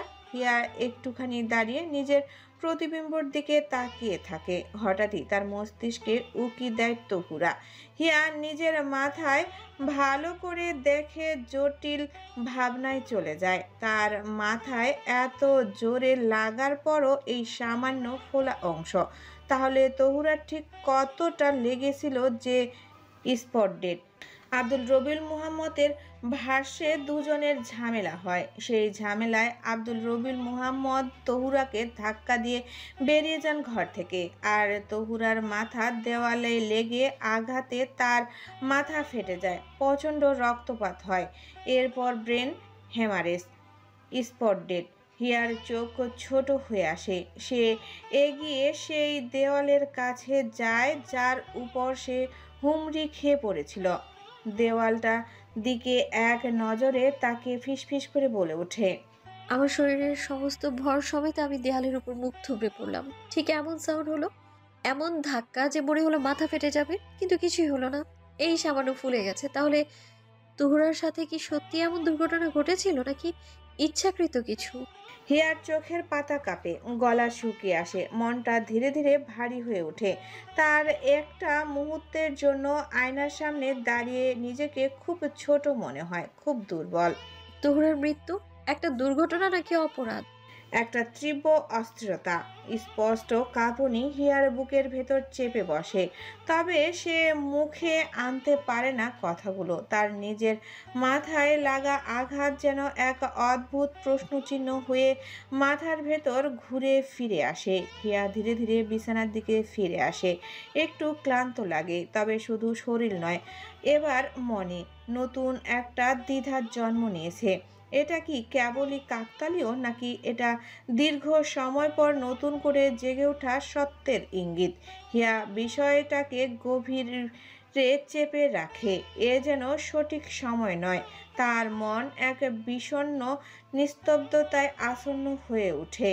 মনে হচ্ছে তার ভেতরকার পৃথিবীটা কেমন করে যেন বদলে যাচ্ছে। চেনা ঘটনা, চেনা ব্যাখ্যাগুলো হঠাৎ করে নতুন রঙে ধরা দিচ্ছে। তবে আব্দুল রবিউল মুহাম্মদ যে অপরাধী, এতে তার শঙ্কা নেই। হয়তো তার এমন ভেঙে পড়া রূপ দেখে হিয়ার মায়া হয়েছে, তাই তহুরার মৃত্যুর ঘটনার আখ্যা দিতে চাইছিল। তাছাড়া ভুল হোক, দুর্ঘটনা হোক, আব্দুল রবিউল মুহাম্মদ তো তহুরার খুনি। ঠিক সেই মুহূর্তেই দরজায় হালকা একটা শব্দ হয়। দরজার ফাঁক গলে উকি দেয় মিম। মিম হিয়াকে আয়নার সামনে দাঁড়িয়ে থাকতে দেখে বলে, উঠেছিস? শরীর কেমন এখন? নরম গলায় বলা প্রশ্নটা যেন হিয়াকে তার নিজস্ব চিন্তায় ভিড় থেকে একটু টেনে আনে। হিয়া ধীরে ফিরে তাকায়, তারপর বিছানার পাশে এসে বসে পড়ে। মিম এগিয়ে এসে পাশে বসে বলে, এখন কেমন লাগছে? ব্যথা কমেছে? হিয়া মাথা নাড়ে, এক নিঃশ্বাসে বলে, ঠিক আছে, তেমন কিছু না, একটু বিশ্রামে ভালো লাগছে।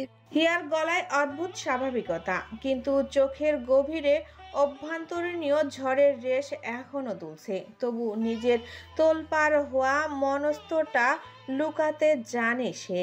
মিম হিয়ার চোখে চোখ রাখে না। সে একটু অপ্রস্তুতভাবেই বলে ফেলে, দাদি বলেছে তোর শরীর যদি ভালো লাগে তাহলে যেন একবার তার ঘরে যাস। হিয়া একটা দীর্ঘশ্বাস ফেলে বলে, দেখেছিস, নতুন বউ বলে সবাই কত কথা বলার অপেক্ষায়।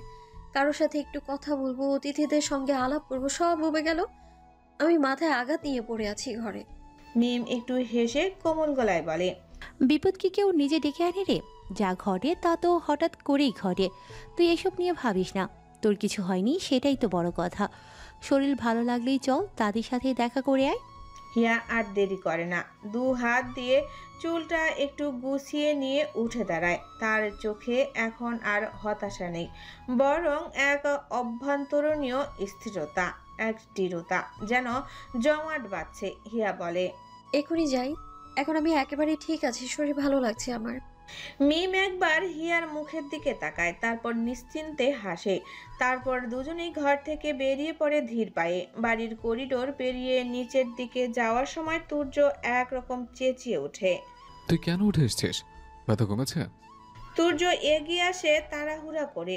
বসার ঘরে সহ আশেপাশে উপস্থিত আত্মীয় স্বজন সকলেই মিটিমিটি করে হেসে ওঠে তুর্যের এমন অস্থিরতায়। হিয়া তুর্যের এমন অস্থিরতা কমাতে একটা মিষ্টি হাসি হেসে বলে, আমি একদমই ঠিক আছি, আপনি এখন নিশ্চিন্তে থাকুন। দাদি দেখা করতে বলেছিলেন, তাই ভাবলাম একটু ঘুরে আসি। তুর্য ভ্রু কুঁচকে বলে, আমাকে ডেকে নিতি, একা কেন? মিম বাঁকা চোখে বলে, একা মানে? এই যে আমি, এত বড় একটা মানুষ নজরে পড়ে না? তুর্য চোখ ছোট করে বলে। তুই নিজেকে সামলাতে পারিস যে হিয়াকে সামলাবি? সকলের উৎসুক দৃষ্টি হিয়াকে খুব অস্বস্তিতে ফেলছে। সে তুর্যের মুখের দিকে তাকিয়ে বলে, আমি এখন একদমই ভালো আছি, আমার কোনো অসুবিধা হচ্ছে না। দাদি ডাকছেন, একটু দেখা করে আসি। সবাই তাকিয়ে আছে অদ্ভুতভাবে, এখানে এসব কথা বাদ দিন না। তুর্য একবার এদিকে ওদিকে তাকিয়ে বলে, তোরও তো মানুষকে নিয়ে ভাবতে হবে না, চল আমিও তোর সঙ্গে যাচ্ছি দাদির ঘরে। এই বলে হিয়ার সাথে মিনুর রহমানের ঘরের দিকে পা বাড়ায়। ঘরটিতে পা রাখতেই যেন এক পুরনো সময়ের গন্ধ হিয়ার নাকে এসে লাগে। এ ঘরে সে বহু বছর পর এলো। সেই কবে কোন ছোটবেলায় এসেছিল বোধহয়। ঘরটাতে আদরের একটা ঘ্রাণে মিশে আছে ধুলো মলিন স্মৃতির ছায়া। নিস্তব্ধ একটা ঘর, চারপাশে বইয়ের তাকে বোঝাই করা পুরনো বই। খাটের পাশে রাখা একটা ছোট সাইড টেবিলের উপর ছড়িয়ে আছে কিছু অ্যালবাম। মিনুর রহমান তার নিজের বিছানায় কোলের উপর একটা পুরনো অ্যালবাম নিয়ে বসে আছেন। তার চোখ জোড়া স্থির, স্মৃতি বিহম্বর। ধীরে ধীরে পাতা উল্টে যাচ্ছেন। তার আশেপাশে যেন একটা নিস্তব্ধ সময় জড়িয়ে আছে। মিনুর রহমানকে পুরনো অ্যালবাম দেখতে দেখে একেবারে দৌড়ে গিয়ে বিছানায় বসে বলে ওঠেন, দাদি, তুমি পুরনো অ্যালবাম দেখছো? আমিও দেখব, আমাকে একবার ডাকবে তো? তার গলায় খুশির সুর আর চেহারায় সেই শিশুসুলভ উল্লাস। মিনুর রহমান মিমের এমন বাচ্চামির সাথে পরিচিত। তিনি হেসে উঠে বলেন, পুরনো ছবিগুলো যেন শান্তি লাগে। যত দিন যাচ্ছে তত নতুন নতুন ছবি যুক্ত হচ্ছে। কত শত সময় পেরিয়ে গেল, এই ছবিগুলোই তো দিন শেষে পড়ে থাকে। তুর্য আর হিয়া তখনও দাঁড়িয়ে। মিনুর রহমান মুখ তুলে তাকিয়ে হিয়াকে দেখেন। তার চোখে এক মায়া ভরা দৃষ্টি। তিনি হেসে বলেন, এসো নাতবো, এখন শরীরটা ভালো আছে তো? হিয়া সামান্য মাথা নোয়ায়। ভালো আছি দাদি, এখন অনেকটাই সুস্থ বোধ করছি। মিনুর রহমান এবার হাতের ইশারায় ডেকে বলেন, এসো দুজনে আমার কাছে এসে বসো। তুর্য আর হিয়া এগিয়ে এসে খাটের একটা পাশের জায়গা করে নেয়। কিছুক্ষণ পরে আলিফ সহ আরো 2-3 জন খালাতো মামাতো ভাই বোন এসে হাজির হয়। ঘরটা এক নিমিষেই প্রাণচঞ্চল হয়ে ওঠে, ঠিক যেন একটা ক্ষণস্থায়ী সময় মেলা। অ্যালবামের পাতা উল্টে চলছে মিনুর রহমান। প্রতিটা পাতায় ছবি, প্রতিটা ছবিতে এক টুকরো অতীত। আব্দুল রুশান মুহাম্মদ, আব্দুল রবিউল মুহাম্মদ, তাদের ছোটবেলার অজস্র মুহূর্ত, পারিবারিক ভ্রম, ঈদের সকাল, জন্মদিনের কেক কাটা আর সেই চিরচেনা পুরনো বাড়ি। হিয়ার চোখ ধীরে থেমে যায় একটি ছবির উপর। চোখ আটকে যায়। ছবিতে দেখা যাচ্ছে মিনুর রহমানের পুরো পরিবার, তার বাবা মা দাদি সহ আব্দুল রবিউল মুহাম্মদ, আব্দুল রুশান মুহাম্মদ, তারা 3 জন পাশাপাশি দাঁড়িয়ে আছেন।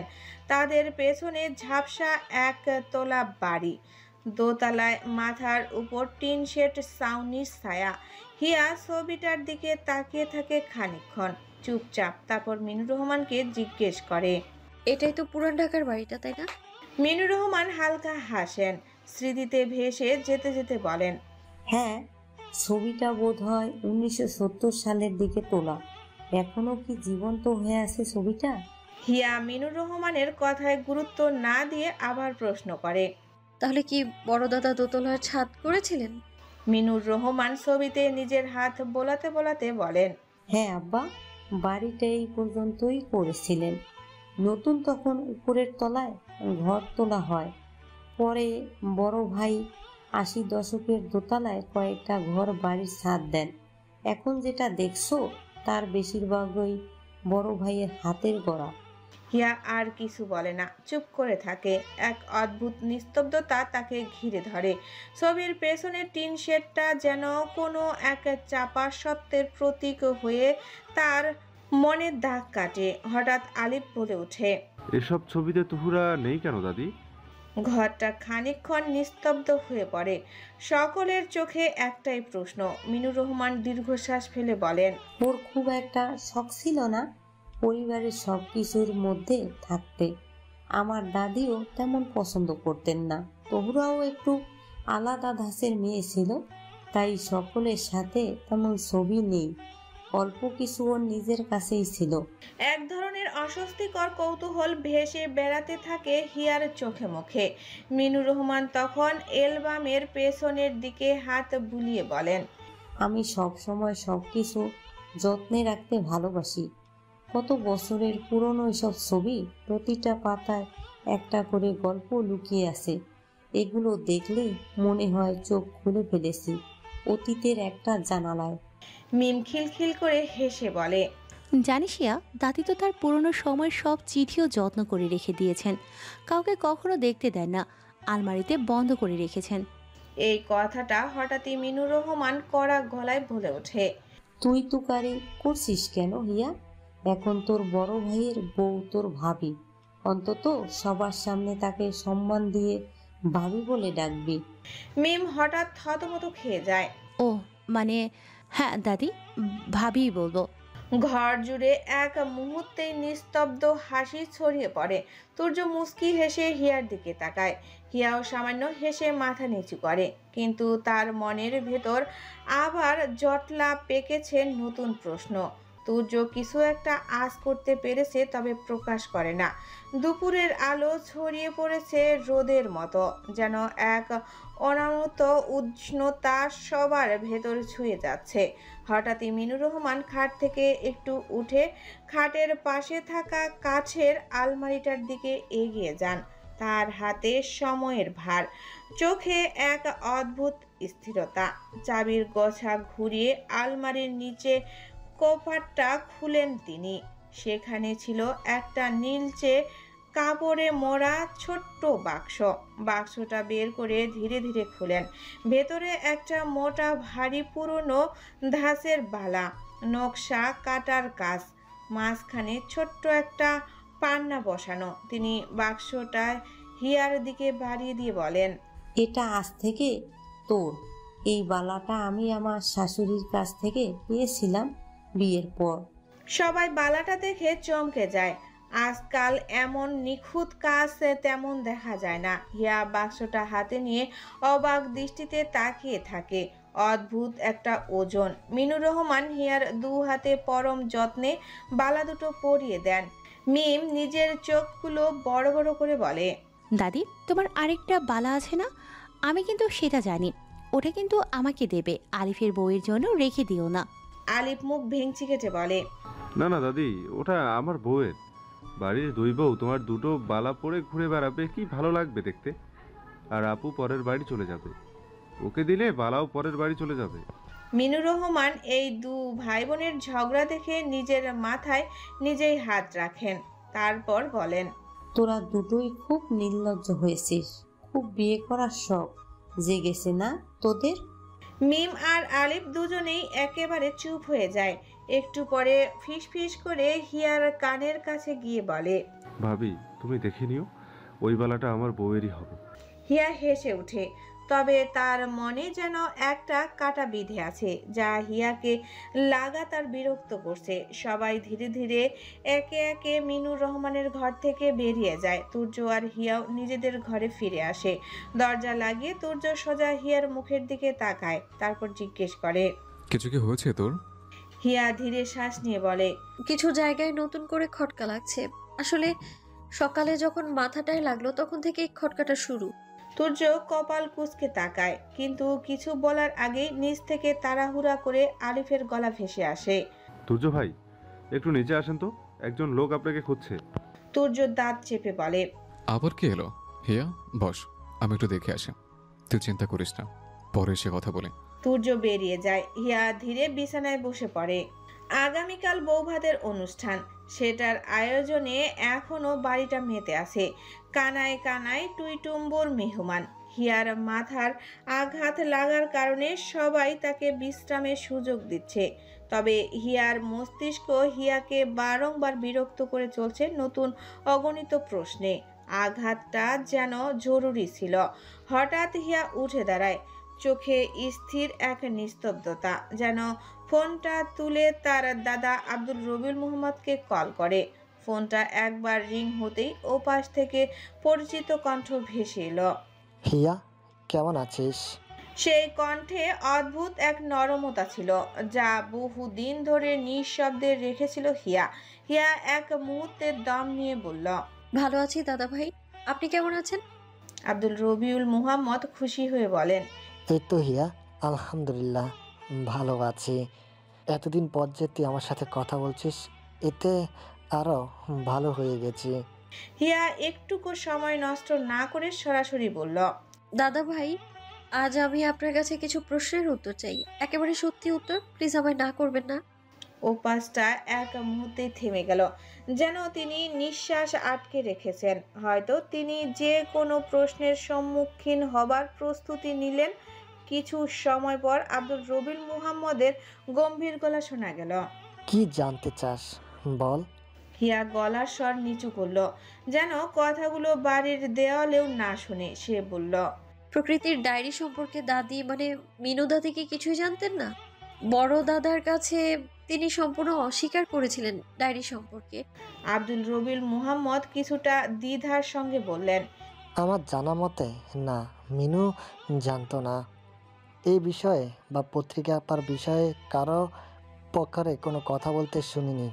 আর আব্বার হুকুম মতে বিষয়টা যখন সম্পূর্ণ নিষেধ ছিল, তাই আর ওদিনের পর কোনোদিনও এই বিষয় নিয়ে কথা ওঠেনি। হিয়া এবার গলার স্বর আরো গম্ভীর করে জিজ্ঞেস করল, দাদা ভাই, তোহরার মৃত্যু কিভাবে হয়েছিল? এবার ওপাশের কণ্ঠ যেন চেপে আসে। আব্দুল রবিউল মুহাম্মদ একেবারে শান্ত গলায় বলে, হিয়া, এসব প্রশ্ন কি আজ খুব জরুরি? সবটাই তো জানিস। আমি সেদিন সবার সামনে সব সত্যটা স্বীকার করে নিয়েছি। এর বাইরে আর কোনো সত্য নেই। হিয়া থামে না, একরকম কাতর অনুরোধ করে বলেন, প্লিজ দাদা ভাই, আপনি শুধু এটুকু বলুন, তোহরার মৃত্যু কি আসলেই একটা দুর্ঘটনা ছিল? এইবার গলা ভিজে যায় আব্দুল রবিউল মুহাম্মদের। নীরবতার ফাঁকে এক দীর্ঘশ্বাস ভেসে আসে। তিনি বলেন, তহুরা আর আমার খুব ঝামেলা হচ্ছিল সেদিন। ওর কিছু কথা নিয়ে আমি খুব রেগে যাই, একেবারে ধাক্কাধাক্কি পর্যায়ে চলে যায়। আমি আমার অতিরিক্ত রাগ সামলাতে পারিনি। আমি ওকে ধাক্কা দিয়ে ঘর থেকে বেরিয়ে যাই। কিছুক্ষণ পর মেনু চিৎকার দিয়ে ডাকে। আমি দৌড়ে গিয়ে দেখি তহুরা নিতর হয়ে পড়ে আছে, রক্ত ভেসে যাচ্ছে চারপাশ। কিভাবে পড়ে গেল, মাথায় কিভাবে লেগেছিল আমি জানি না, শুধু জানি আমার ধাক্কার ফলাফল এটা। এরপর ডাক্তারের কাছে নিয়ে যাওয়ার আগে সব শেষ হয়ে যায়। হিয়ার গলা আটকে যায়, কিন্তু সে নিজেকে সামলে নেয়। ধীরে ধীরে বলে, তাহলে এটা একটা দুর্ঘটনা, ঠিক আছে। তবে দাদা ভাই, আপনি তোহরার মারা যাওয়ার মাত্র 6 মাসের মাথায় কেন বিয়ে করেছিলেন? রবিউল মুহাম্মদের কণ্ঠ ভেঙে যায়, যেন অনেক পুরনো কোনো পাপ আবার সামনে এসে দাঁড়িয়েছে। তিনি বলেন, আমার আম্মার কসমের জন্য আমি কখনো তহুরার মৃত্যুর পরে বিয়ে করতে চাইনি। কিন্তু আম্মা তখন খুব ভয় পেয়ে গিয়েছিলেন। ভেবেছিলেন আমি হয়তো বড় ভাইয়ের মতো সন্ন্যাসী হয়ে যাব। বড় ভাই তো বেপরোয়া ছিলেন, তারপরে যদি পরিবারের আরেকটা ছেলে একই পথে হাঁটেন, সেটা আম্মা সইতে পারতেন না। তাই এক প্রকার জোর জবরদস্তি করে আম্মা আমাকে রাজি করান, আর বড় ভাইয়ের মেয়ের সঙ্গে বিয়ে দেন। আমি কিছু বলিনি। ওই সময়টা আমি একদম শূন্য হয়ে গিয়েছিলাম। হিয়া একেবারে চমকে ওঠে। তার মানে দাদি আপনার মামাতো বোন ছিলেন? তবে তো দাদি তোহরার কথা সবটাই জানতেন। আব্দুল রবিউল মুহাম্মদ কোনো ভনিতা ছাড়াই বলেন, না জানার তো কিছু নেই। তোর দাদি একজন অসাধারণ নারী ছিলেন। বোধহয় তার জন্য আমি নিজেকে সামনে নিতে পেরেছিলাম। এই সত্য তোর দাদি সবটাই পরিষ্কার জানতেন। কিন্তু আমাদের লম্বা বৈবাহিক জীবনে কখনো এক মুহূর্তের জন্যে তহুরা বা আমার ব্যর্থতার কথা একটু মুখে আনেননি। হিয়া একেবারে চুপ হয়ে যায়, শব্দহীন হয়ে বসে থাকে। তার চোখে যেন অদৃশ্য অক্ষরে লেখা হচ্ছে অতীতের অসমাপ্ত অধ্যায়গুলো। তার মস্তিষ্কে খেলে যায় সেই দিনের কথা, যেদিন প্রথম তহুরার ছবি প্রকাশে এলো। সেদিন মিনুর রহমান বলেছিল তহুরার বিষয়টা গোপন রেখেই তার দাদা 6 মাসের মাঝে বিয়ে করে। এমনকি নতুন বউ তহুরার সম্পর্কে কিছুই জানতো না। হিয়ার ভাবনায় বাধা দিয়ে ওপাশ থেকে আব্দুল রবিউল মোহাম্মদ বলে ওঠেন, তহুরার মৃত্যুর পাপ আজও আমার মাথায় চলে আছে হিয়া। হয়তো কেউ বিশ্বাস করবে না, লুকানো পাপ বাইরে এলে সত্যি বয়নের যাচাই করতে চায়। কিন্তু আমি নিজেকে আজও ক্ষমা করতে পারিনি, এটা সত্য। হিয়া ফিসফিস করে শুধু একবার বলে, আমি বুঝতে পারছি দাদা ভাই। কিছু সময় থেমে হিয়া আবার জিজ্ঞেস করে, শেষ একটা প্রশ্ন, তোহরা মৃত্যুর পর তোহরার প্রকৃতির ডায়েরিটা কোথায় রেখেছিলেন সেটা কি জানতেন আপনি? আব্দুল রবিউল মোহাম্মদ সোজাসাপটা বলেন, না, তহুরা আড়ালে রাখতো অনেক বিষয়, এমন কত কিছুই তো আমি মিনুর থেকে জেনেছি। তাছাড়া তহুরার মৃত্যুর পর আমার পরিস্থিতি এমন ছিল না যে ওইসব বিষয় আমি খেয়াল রাখবো। তারপর তহুরা চলে যাওয়ার পর আমি মানসিকভাবে খুব ভেঙে পড়ি। সময় যেতে নতুন বিয়ে করে বাড়ি ছেড়ে দেই, নতুন চাকরি, জীবনটাকে একেবারে বদলে ফেলি। বলতে পারিস পুরনো সব কিছু মুছে ফেলার চেষ্টা ছিল সেটা। হিয়া এবার একটু ভেবে জিজ্ঞেস করে, মিনু দাদির থেকে অনেক কিছু জানতেন বলতে? আব্দুল রবিউল মোহাম্মদ বলেন, মিনু আর তহুরার সম্পর্ক খুব ভালো ছিল। দুজনের কম বেশি গোপন তথ্য জানত। তহুরা বড় ভাইয়ের প্রতি প্রচণ্ড দুর্বল ছিল। এগুলোর থেকে মিনু তহুরাকে সরাতে চাইতো। এইভাবে অনেক কিছু আমার জানা। হিয়া ভ্রুকুসকে জিজ্ঞেস করল, তবে কি তোহরার মৃত্যুর দিনও মিনু দাদি আপনাকে কিছু বলেছিলেন সে নিয়ে ঝামেলা? আব্দুল রবিউল মোহাম্মদ শান্ত স্বরে বলেন, না, সেটা কোনো কারণ ছিল মাথায় আসছে না। হিয়া এবার সোজা প্রশ্ন করে, দাদা ভাই, তোহরার কাছ থেকে প্রকৃতির ডায়েরি চিলেকোঠায় কি করে গেল? আব্দুল রবিউল মোহাম্মদ বলেন, হয়তো তহুরাই রেখেছিল সবার আড়ালে, গোপনে। হিয়া সাথে সাথে বলে, না না না, একেবারেই অসম্ভব। তোহরার মৃত্যু 75-এ আর চিলেকোঠার ঘরটা তো তৈরি 80-র দশকে, মানে তোহরার মৃত্যুর 5 বছর পর। তোহরা তো তার মৃত্যুর 5 বছর পর চিলেকোঠায় ডায়েরি আর নিজের বক্স এগুলো তো রাখতে আসবে না, তাই না? আব্দুল রবিউল মোহাম্মদ একটু ভেবে বলেন, তহুরার সব কিছু হয়তো চিলেকোঠায় রেখেছিল মিনু, না হলে বড় ভাই। যখন 2 তলার ছাদ আর চিলেকোঠার ঘরটা করা হয়, এখন আমার পোস্টিং সিলেটে ছিল। দাদাকে নিয়ে তখন সেখানেই থাকতাম। মিনু আর বড় ভাই তখন ঢাকায় ছিল। হিয়া আরেকটু ভাবে। হিয়ার কাছে অনেক বিষয় যেন একেবারে পরিষ্কার। সে সত্য চায়। হিয়া আর না ভেবে আব্দুল রবিউল মোহাম্মদকে বলে, দাদা ভাই, আমি যে আপনাকে এত সব প্রশ্ন করলাম এগুলো কাউকে বলবেন না আপাতত। কিছু একটা জটলা পেয়ে গেছে, এই জটটা খুলতে পারলেই হয়তো প্রকৃত রহস্যের সমাধান হয়ে যাবে। আব্দুল রবিউল মোহাম্মদ একটা দীর্ঘশ্বাস ছেড়ে বলেন, তুমি নতুন সংসারে গিয়েছ হিয়া, বিয়ের মাত্র 1 দিন চলছে। যেসব অতীত দিন চলে গেছে সেগুলোকে ছেড়ে দাও, ওইসব নিয়ে আর পড়ে থেকো না। হিয়া শুধু সম্মতি দিয়ে বলে, দাদা ভাই, কাল তাড়াতাড়ি আসবেন। বৌভাতের অনুষ্ঠানের পর থেকে কিন্তু থেকে যেতে হবে আপনাকে এখানে। আমার জন্য একা মানিয়ে নিয়ে একটু কষ্টকর। আপনি থাকলে আমি স্বস্তি পাবো। আব্দুল রবিউল মোহাম্মদের চোখে এক চিলতে পানি চকচক করে ওঠে। নাতনির সব অভিমান লম্বা সময় পর গলে জল হলো। আব্দুল রুশান মোহাম্মদের মৃত্যুর পর আজই প্রথম হিয়া আব্দুল রবিউল মোহাম্মদের সঙ্গে এতক্ষণ কথা বলল। তিনিও চনমনে হয়ে উঠলেন। রোগটা যেন ছেড়ে পালালো আব্দুল রবিউল মুহাম্মদকে। তাদের কথার সমাপ্তি ঘটে। হিয়া চুপচাপ বসে থাকে কিছুক্ষণ। ঘরটা নিস্তব্ধ, শুধু খাটের পাশে ঝুলে থাকা জানালার পর্দা মাঝে মাঝে বাতাসে হেলে পড়ে, আবার উঠে যায়। হিয়ার চোখ দুটো ভরা গভীরতা, তবুও সে ধীরে উঠে এসে ফোনটা তুলে নেয়। মিমকে কল করে। মিম ফোন রিসিভ করতেই হিয়া বলে, মিম, একটু আমার ঘরে আসবি? মিম চিন্তিত কণ্ঠে জিজ্ঞেস করল, শরীর ঠিক আছে তো? হিয়া বলে, সব ঠিক আছে, তুই একটু তাড়াতাড়ি আয় এই ঘরে। মিম কথা না বাড়িয়ে ফোন রাখে। কিছুক্ষণের মধ্যেই হিয়ার ঘরে এসে পড়ে। মিমের চোখে স্পষ্ট বিস্ময়। কি হয়েছে? এত সিরিয়াস কণ্ঠে ডাকলি কেন? হিয়া সজা হয়ে বসে বলে। একটা সাহায্য চাই, তুই কি কোনোভাবে দাদির আলমারির চাবিটা আনতে পারবি? মিম কপাল কুঁচকে তাকায়। চাবি? কেন, কি করবি? হিয়া একটু থেমে বলে। দাদির পুরনো কিছু চিঠি দেখতে চাই। মিমের কণ্ঠে এবার দ্বিধা আর কৌতূহল মিলেমিশে যায়। সে বিস্ময় নিয়ে বলে, চিঠি? তুই চিঠি দেখতে চাস কেন? ওগুলো সব পুরনো, কোনো কাজের না। হিয়া ধীরে ধীরে বলে, দাদি তোহরার ব্যাপারে কিছু জানতেন কিনা সেটা বোঝা দরকার। তোহরা কি কখনো প্রকৃতি সম্পর্কে কিছু বলেছিলেন দাদিকে? এইসব জানতে পারলে অনেক কিছু পরিষ্কার হবে। মিম মুখ টিপে হাসে। এসব জেনে তুই করবি কি? তোহরা, প্রকৃতি, ডায়েরি, এইসব রহস্য তো মিটেই গেছে। এখন এতে কি আসে যায় যে দাদি কিছু জানতেন নাকি জানতেন না? হিয়ার গলা এবার রুক্ষ হয়ে ওঠে। এত প্রশ্ন করিস না, আগে বলতো চিঠিগুলো দেখা যাবে কিনা। মিম একটু চুপ করে থাকে। হিয়াকে মিম প্রচন্ড ভরসা করে। হিয়া অহেতুক কোনো সন্দেহ করার মেয়ে না। মিম সোজা বলে। আলিফ পারবে। হিয়া বিস্মিত হয়ে বলে, আলিফ? মিম এবার হেসে বলে, হ্যাঁ, ও আগে দাদির আলমারি খুলে ফেলতো চাবি ছাড়াই। আগে তো দাদি ওর জন্য সব মিষ্টি জাতীয় জিনিসপত্র আলমারিতেই লুকিয়ে রাখতেন।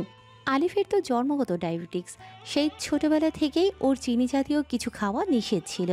কিন্তু আলিফ তো চ্যাম্প, কেমন করে যেন খুলে ফেলতো দাদির আলমারি আর চুপি চুপি খেয়ে নিত। হিয়ার মুখে এক টুকরো হাসি ফুটে ওঠে, তবে সেটা দ্রুতই মিলিয়ে যায় গম্ভীরতায়। সে বলে, পারফেক্ট, এমন কাউকেই দরকার। ওকে তাড়াতাড়ি ডেকে আন। তবে ওর পেটে কথা গোপন থাকবে তো? মিম হালকা হেসে মাথা নাড়ে। আরে, আমরা চোর হলে আলিফ তো আস্ত ডাকাত, ওর পেট থেকে কথা বের করা অসম্ভব। আচ্ছা, আমি আলিফকে গিয়ে বলি এখনই। কিন্তু হিয়া, তুই কিন্তু খুব বেশি প্রেশার নিচ্ছিস এটার জন্য। হিয়া মৃদু কণ্ঠে শুধু বলে, মিম, সবকিছুর একটা ভিত্তি থাকে। যদি সে ভিত্তি নড়ে যায় তাহলে ইতিহাস নতুন করে লেখার দরকার পড়ে। আমি জানতে চাই এখানের ঠিক কোন ভিত্তিটা নড়েছিল। মিম হালকা চমকে যায়, তবে আর কিছু না বলে ঘর ছেড়ে বেরিয়ে যায়। হিয়া আবার জানালার পাশে এসে দাঁড়ায়। তার চোখে প্রশ্ন, জিজ্ঞাসা আর এক রাশ স্মৃতি সব মিশে এক বিষাদ ঘন নৈশব্দ। মিম হিয়ার দিকে তাকিয়ে এক মুহূর্ত দম নিয়ে চলে যায় ঘর থেকে। কিছুক্ষণের মধ্যেই সে ফিরে আসে আলিফকে নিয়ে। হিয়া তখন চেয়ারে বসেছিল। আলিফ আসার সাথেই ওর দিকে তাকিয়ে হিয়া বলে ওঠে, আলিফ, তোমার হেল্প দরকার। দাদির আলমারিতে কিছু পুরনো চিঠি আছে। আমি জানতে চাই তোরা কখনো দাদিকে প্রকৃতির ব্যাপারে কিছু লিখেছিল কিনা। এই চিঠিগুলোই সেটা প্রমাণ করতে পারে। আলিফ শান্ত গলায় বলে, মিম আপি সব বলেছে। তবে আপি, বাড়িতে তো এখন এত মেহমান, এই সময় এটা করলে ধরা পড়ে যাবার চান্স বেশি। মেহমানরা গেলে করলে হতো না? হিয়া মাথা নেড়ে বলে, না আলিফ, আমার সব সন্দেহ এখনই মেটাতে হবে, এই মুহূর্তেই। কাল বৌভাত, তারপর সবাই চলে যাবে। এখনই উপযুক্ত সময় আর কি। প্লিজ তুই হেল্প কর। আলিফ একটুখানি গম্ভীর হয়ে যায়, তারপর চুপচাপ মাথা ঝাঁকায়। ঠিক আছে, তবে একটাই সুযোগ আছে। দাদি যখন গোসলে যাবেন তখনই কিছু করা যাবে, এর বাইরে সময় পাওয়া যাবে না। মেহমান তো লেগেই আছে। হিয়ার মুখে চাপা হাসি, তীক্ষ্ণ চাওয়াতে চিরে উঠে এক রাশ অপেক্ষা। ওইটুকু সময়ই যথেষ্ট, যদি আমরা প্রস্তুত থাকি। সময় এগোয় পরিকল্পনা অনুযায়ী। দুপুর 12:30টার কিছু সময় পর মিনুর রহমান ধীরে গোসলখানার দিকে পা বাড়ান। মিম তৎক্ষণাৎ মিনুর রহমানের ঘরে গিয়ে মেহমানদের সরিয়ে নেন। ঠিক তখনই আলিফ একটা চুলের পিন দিয়ে আলমারির লক খোলার চেষ্টা করে। একটু সামান্য চেষ্টার ফলেই তালাটা খুলে যায়। হিয়া সাথে সাথেই নিচু হয়ে একে একে ড্রয়ার খুলে। হুট করে মিলে যায় প্রত্যাশিত চিঠি।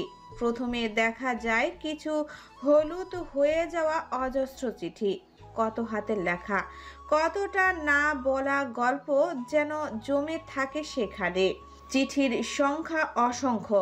এই সামান্য সময়ে পড়া অসম্ভব। তাই হিয়া আলিফকে বলে, তোরা আর আমার দাদা মানে আব্দুর রবিউল মোহাম্মদ, এনাদের দেয়া চিঠি আলাদা করে ফেলো, আর যেগুলো সন্দেহ মনে হয় সেগুলো। হিয়ার কথা মতো হিয়ার হাতে হাত লাগিয়ে দ্রুত চিঠিগুলো আলাদা করে ফেলতে থাকে আলিফ। শুধু তহুরা নয়, কিছু চিঠি আছে অচেনা নামেরও, তবে সবই যেন ওই রহস্যময় সময়ের ছায়াপথে লেখা। চিঠিগুলো আলাদা করে গুছিয়ে একটা কাগজের ব্যাগ ভর্তি করা হয়। হিয়া ধীরে বলে, আজকের মধ্যেই সব পড়ে ফেলতে হবে।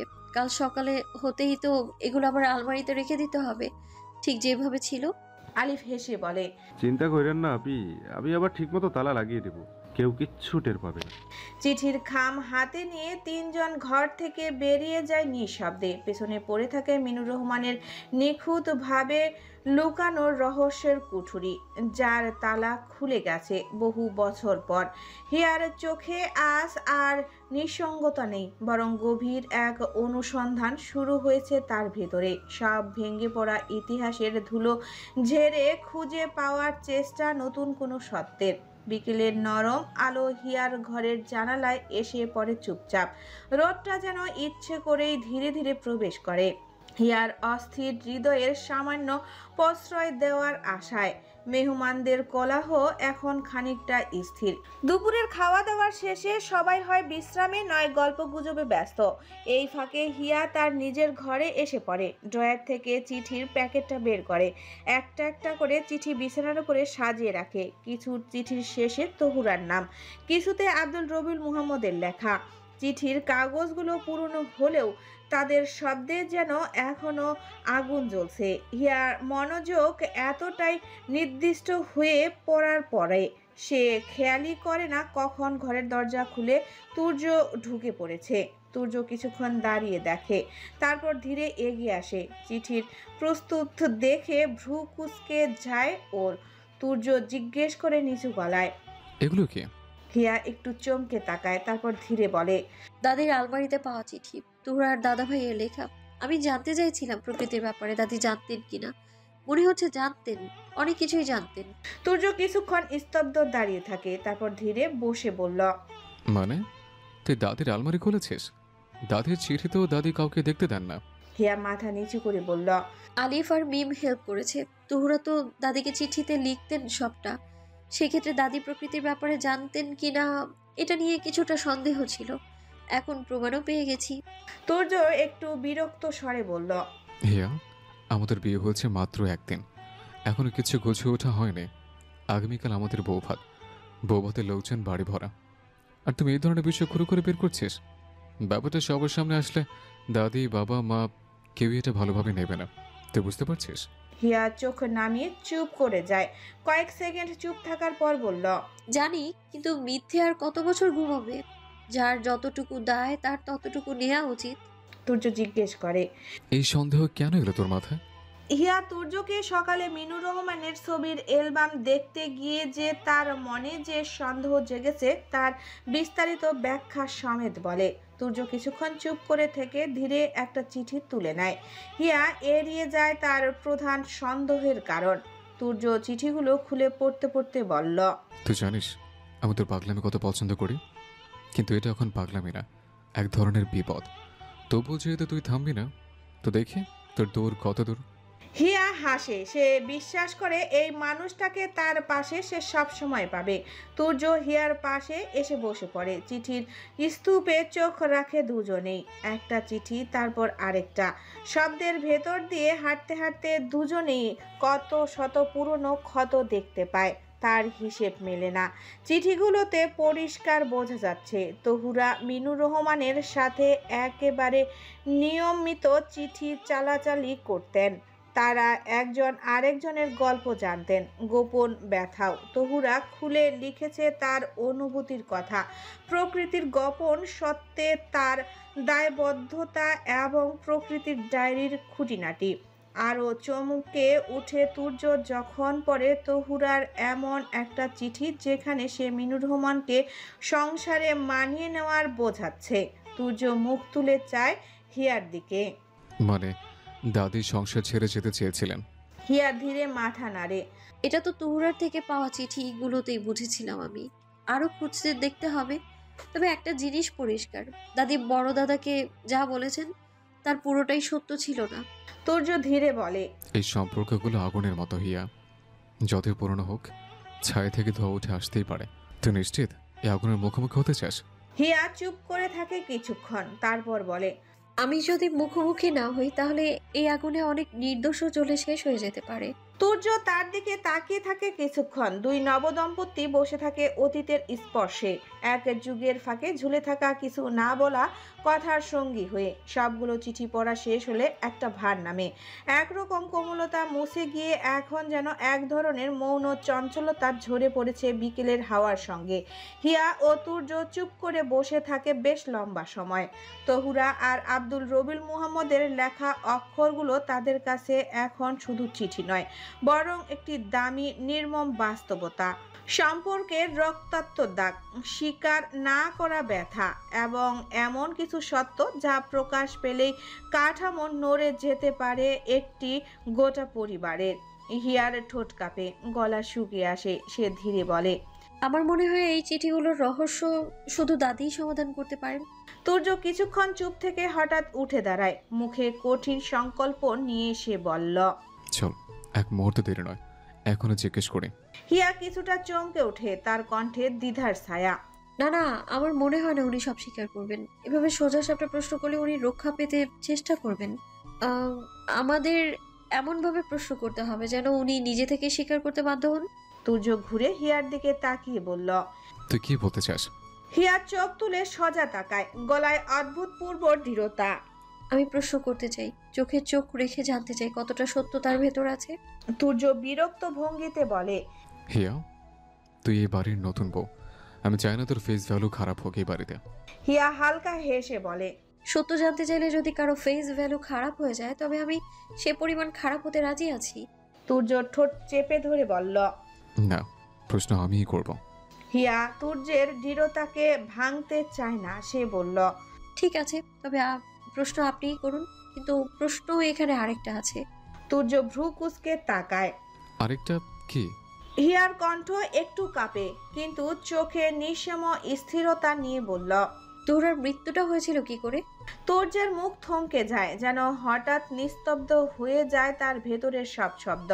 সে স্পষ্ট বলল, ওটা তো পরিষ্কার, মেছো দাদা তো স্বীকার করে নিয়েছেন সব, আবার নতুন কে? হিয়া নিজের মাথায় ফোলা অংশ দেখিয়ে বলল, আপনি বলুন, যদি ধাক্কা লেগেও কেউ পড়ে যায় তবে কতটা আঘাত লাগবে? এর থেকে বেশি? একটা মানুষের সমস্ত শরীরের ভার দিয়ে যদি কাউকে ধাক্কা দেওয়া হয় তবেই তো মাথা ফেটে রক্তপাত হবে, তাই না? আর না হলে সমান দেয়ালে এমন তো লাগার কথা নয়, তাই না? তুর্য একটু ভেবে বলল, তবে মেছো দাদার ধাক্কাতে মৃত্যু কি কিভাবে সম্ভব? হিয়া বলল, দাদাভাই যেটুকু জানেন তিনি সেটুকু বলেছেন। তিনি অস্বীকার করেননি যে তিনি ধাক্কা দেননি, তবে দাদাভাইয়ের বর্ণনা অনুসারে যে ধাক্কার বর্ণনা আছে সেই ধাক্কায় ব্রেন হ্যামারেজ হওয়ার তো কথা নয়। তুর্য একেবারে শান্ত হয়ে তাকিয়ে থাকে হিয়ার মুখের দিকে। হিয়া আস্তে ধীরে তার আর আব্দুল রবিল মুহাম্মদের সমস্ত কথোপকথন তুর্যকে জানায়। তুর্য এবার আরো শান্ত হয়ে যায়। এসব যেন তার ভাবনার বাইরের প্রশ্ন। সে তো কল্পনাও ভাবেনি এসব। তবে সত্যি তো, সামান্য আঘাতে মৃত্যু কিভাবে সম্ভব? তুর্য এবার গম্ভীর ভাবে বলল, এবার তবে দাদিকে গভীরভাবে প্রশ্ন করতে হবে। হিয়া কিছু বলতে যায়, তবে তুর্য থামিয়ে দেয়। হিয়ার চোখে পড়ে। তুর্য হঠাৎ যেন কোনো দ্বিধা ছাড়াই শক্ত পায়ে উঠে দাঁড়ালো। চোখে রক্তাক্ত প্রশ্ন, মুখে স্থিরতা।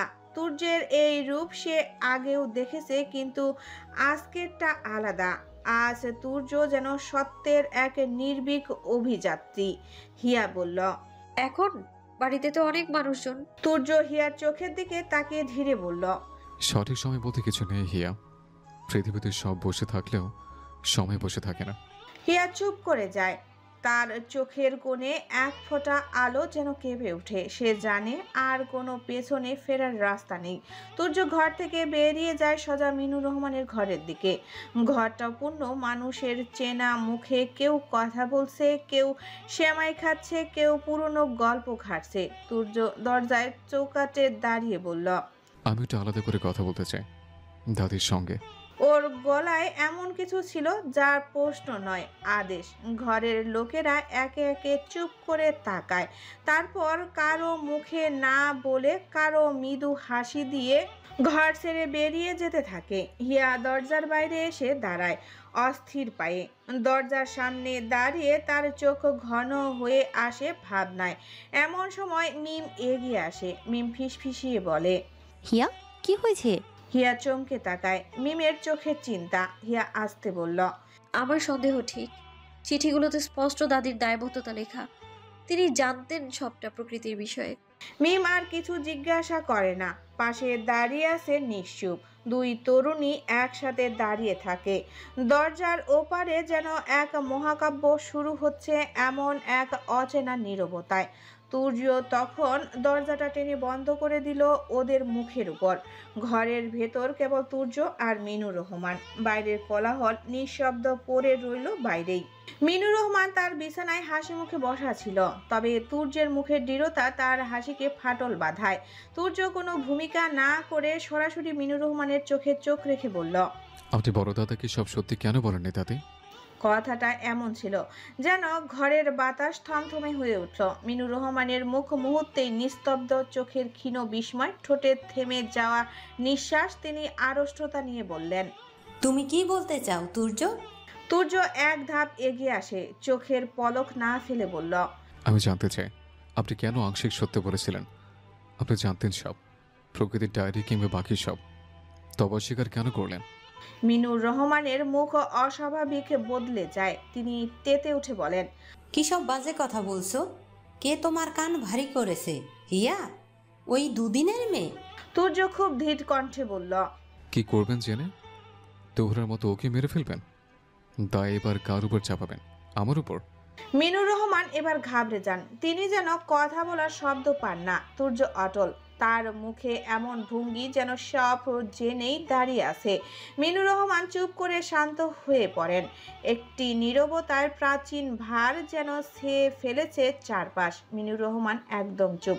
তার চেহারার ভেতরে ধীরে ধীরে গলে যেতে থাকে এক জমাট দৃঢ়তা। ঠোঁট কাঁপে, কিন্তু শব্দ আসে না। তুর্য তখন আরো এক ধাপ এগিয়ে এসে কাঁপা গলায় বলল, কিসের তো রাগ ছিল আপনার ভাইদের উপর দাদি? কিসের তো শত্রুতা? সত্যিটা কি দাদি? এত বছর ধরে এই ভাব বই নিয়ে যাচ্ছেন কেন? আপনার বয়স চলে গেছে, আপনাদের জীবনের শেষের দিকে। আমার বড় ভাই মৃত চিরতরে, তো আপনি এই ভাব নিয়ে বসে আছেন। আপনি তো মায়ের জায়গায় ছিলেন আমাদের। আমি আপনাকে চিনতে পারছি না। মিনুর রহমান কিছু বলার চেষ্টা করেন, গলায় যেন কাটা বেঁধে আছে। ঠোঁট সামান্য নড়ে ওঠে, কিন্তু শব্দ হয় না। তুর্যের চোখ চিকচিক করে ওঠে। সেই চোখের প্রশ্নও আছে, কান্নাও ক্ষোভও। সে আবার বলল, আপনার ভালোবাসার স্নেহ সবটা কি তবে লোক দেখানো ছিল? এই ঘরে আপনার হাতে করা ভালোবাসার শিক্ষার নীতি সবটাই কি শুধু নাটক ছিল? এবারও মিনুর রহমান কিছু বলে না। তার চোখের জল টলমল করে, কিন্তু মুখ কঠিন। তুর্য এবার তার সামনে হাঁটু গেড়ে বসে যায়। সেই দৃঢ় উচ্চ কণ্ঠ এখন এক অচেনা কোমলতায় মোড়ানো একটা প্রার্থনার মতো হয়ে ওঠে। সে বলল, দাদি, আমি শুধু সত্য শুনতে চাই। বড় দাদা যে দুঃখ নিয়ে চলে গেছেন, তার তো সেটা প্রাপ্য ছিল না। তার ভাগ্যে থাকা উচিত ছিল একটা সুন্দর মুক্তি, এমন প্রতারণা নয়। মানুষটা শুধু একটা বারের জন্য জানতে চাইতো প্রকৃতি কোথায়। যদি সে জেনে যেত, তবে হয়তো এত অভিমান নিয়ে তাকে চলে যেতে হতো না। আমি চাই না এবার মেছো দাদাই সেই দায় নিয়ে চলে যাক। যদি সত্যিটা আপনি না বলেন, তবে সব মুছে যাবে, সবটাই ভুল হয়ে যাবে। আপনাকে চান সেই ভুলটাকে আপনার উত্তরাধিকার হোক? তুর্য থামলো। মিনুর রহমান ভেঙে পড়েছেন, তাও মস্কাচ্ছেন না। তুর্য কিছু চিঠি ওর পকেট থেকে বের করে মিনুর রহমানের সামনে রেখে আবার বলল, আমাকে ক্ষমা করে দেবেন। আমি আপনার এই লুকোনো সত্যের মাঝে ভুল করে ঢুকে গিয়েছে। এই চিঠিগুলো আমি ভুল করে পড়ে নিয়েছি। মিনুর রহমান এবার চুপ করে আর থাকতে পারেন না। তার চোখের কোণে বয়সের চেনার রেখাগুলো যেন হঠাৎ আরো গভীর হয়ে ওঠে। তুর্যের রাখা চিঠিগুলোর দিকে তাকিয়ে থাকেন শুধু। এরপর তিনি খুব আস্তে বলে ওঠেন, সবাই সাধু সন্ন্যাসী আর আমি পাপী। ওরা কেউ সাধু সন্ন্যাসী না, আর মিয়া ভাই সব থেকে বড় পাপী। আমি ওকে কোনো দিন মাফ করব না। আমার জীবনটা ধ্বংসলীলায় নামিয়েছে ওরা। আমি কি সত্যিই এমন জীবনের অধিকারী ছিলাম? সব চুপ। বাইরের জীবনের গর্জন এখানে ঢুকতে পারে না। এ ঘর যেন সময়ের বাইরে দাঁড়িয়ে আছে। তুর্যের সামনে বসে থাকা বৃদ্ধা নারীটি ধীরে ধীরে নিজের মুখোশ খুলে ফেলেন, চোখে, মুখে, কণ্ঠে। সত্যের নগ্নতা এখন আর তাকে লজ্জায় ঢাকে না। মিনুর রহমান ফিসফিসিয়ে বলেন, আমার বয়স তখন কতই বা? 15 কিংবা 16? তখন কি বা জানতাম প্রেম, ভালোবাসা কিংবা পাপ এসব নিয়ে। স্কুলের বারান্দার প্রথম প্রেম এলো, সাত্তকী। মিনুর রহমান চোখ মুছেন না। কান্নার রেখাগুলো বয়সের রেখার সঙ্গে মিশে গিয়ে যেন একটাই হয়ে গেল। সামান্য থেমে তিনি বললেন, এই প্রেম আমার জীবনের সব থেকে বড় অপরাধ হয়ে দাঁড়ালো। মিয়া ভাই কি করে যেন জেনে গেলেন? শুধু জানলেন নাকি তাকে কেউ চরমভাবে উস্কে দিল, সেটা বোঝার পর্যন্ত বয়স ছিল না আমার।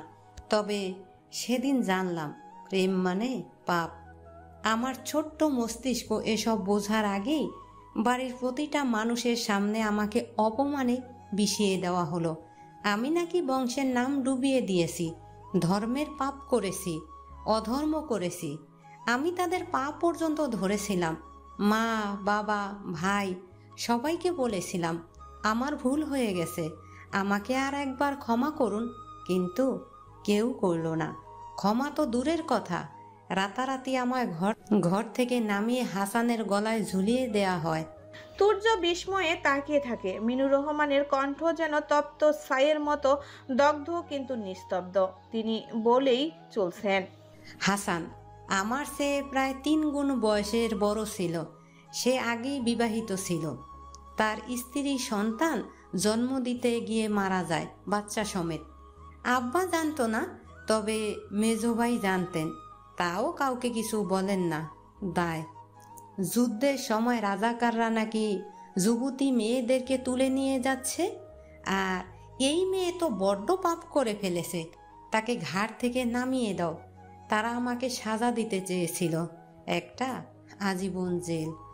হাসানের হাত ধরে বংশ পরিচয়, অর্থ এগুলার কাছেই বোধহয় আমাকে বিক্রি করে দিয়েছিল নিজেদের নাক বাঁচাতে। যুবতী মেয়ে তখন ঘরে, তহুরাও ছিল। তবে শাস্তি শুধু আমার হলো, কারণ পাপ তো একা আমার। বড় ভাই তখন যুদ্ধে, তিনি যদি থাকতেন এ অন্যায় কিছুতেই হতে দিতেন না। উনি ছিলেন একমাত্র মানুষ যিনি অন্যায়ের সামনে দাঁড়াতে পারতেন। মিনুর রহমান একটু থেমে নিঃশ্বাস নেন, তারপর আবার বলেন, আমাকে বিয়ে দেয়া হয়। আমি তখনও সদ্য গৃহবধূ। এসেই যা দেখলাম তা কোনো স্বপ্নপুরীকেও হার মানায়। শাশুড়ির চোখে আমি ছিলাম একটা অপবিত্র, আর হাসান, তার কাছে আমি ছিলাম একখণ্ড মাংস মাত্র। তার মন মতো না হলেই গায়ে হাত তুলতো, মারতো, পেটাতো, দরজা বন্ধ করে শ্বাস বন্ধ করে দিত।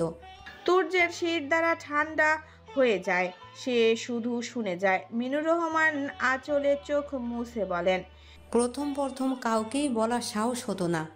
শরীরে মারের ছাপ দেখে মা জেনে গেলেন, আমিও বাড়ির লোককে জানালাম। বাবা একবার সালিশ বসালেন, খুব শোরগোল হয়ে সেসব মিটে যায়। আমার দাদি বলেন, এমনটাই তো হওয়ার কথা ছিল, তোর মতো মেয়ের। আমিও ওই বাড়িতে মরেও বেঁচেছিলাম, কিন্তু কারো কাছে আমি মানুষ ছিলাম না। মা খুব কাঁদতেন আমার জন্য। আব্বা আম্মা অসুস্থ হয়ে পড়ার কারণে আমি আর এসব নির্যাতনের কথা তাকে প্রকাশ করতাম না। বড় ভাই তখন ছন্নছাড়া, তাকে খুঁজে পাওয়া দায়। দিন রাত কোথায় থাকতেন, কি করতেন, এসবই মাসুম ভাইয়ের থেকে জানতে হতো। বাড়িতে মিয়া ভাই থাকতেন, তবে মিয়া ভাইয়ের আমার প্রতি তেমন নজর ছিল না। তহুরার সাথে ছোট থেকে বড় হয়েছিলাম আমি। বোন থেকে বন্ধু ছিল বেশিও আমার। আমি আমার সব কথা ওর কাছে বলতাম চিঠিতে, নিজের কষ্ট, লজ্জা, বেঁচে থাকার ছোট ছোট কারণগুলো। ওই আমাকে বলেছিল প্রকৃতির কথা, ডায়েরির কথা।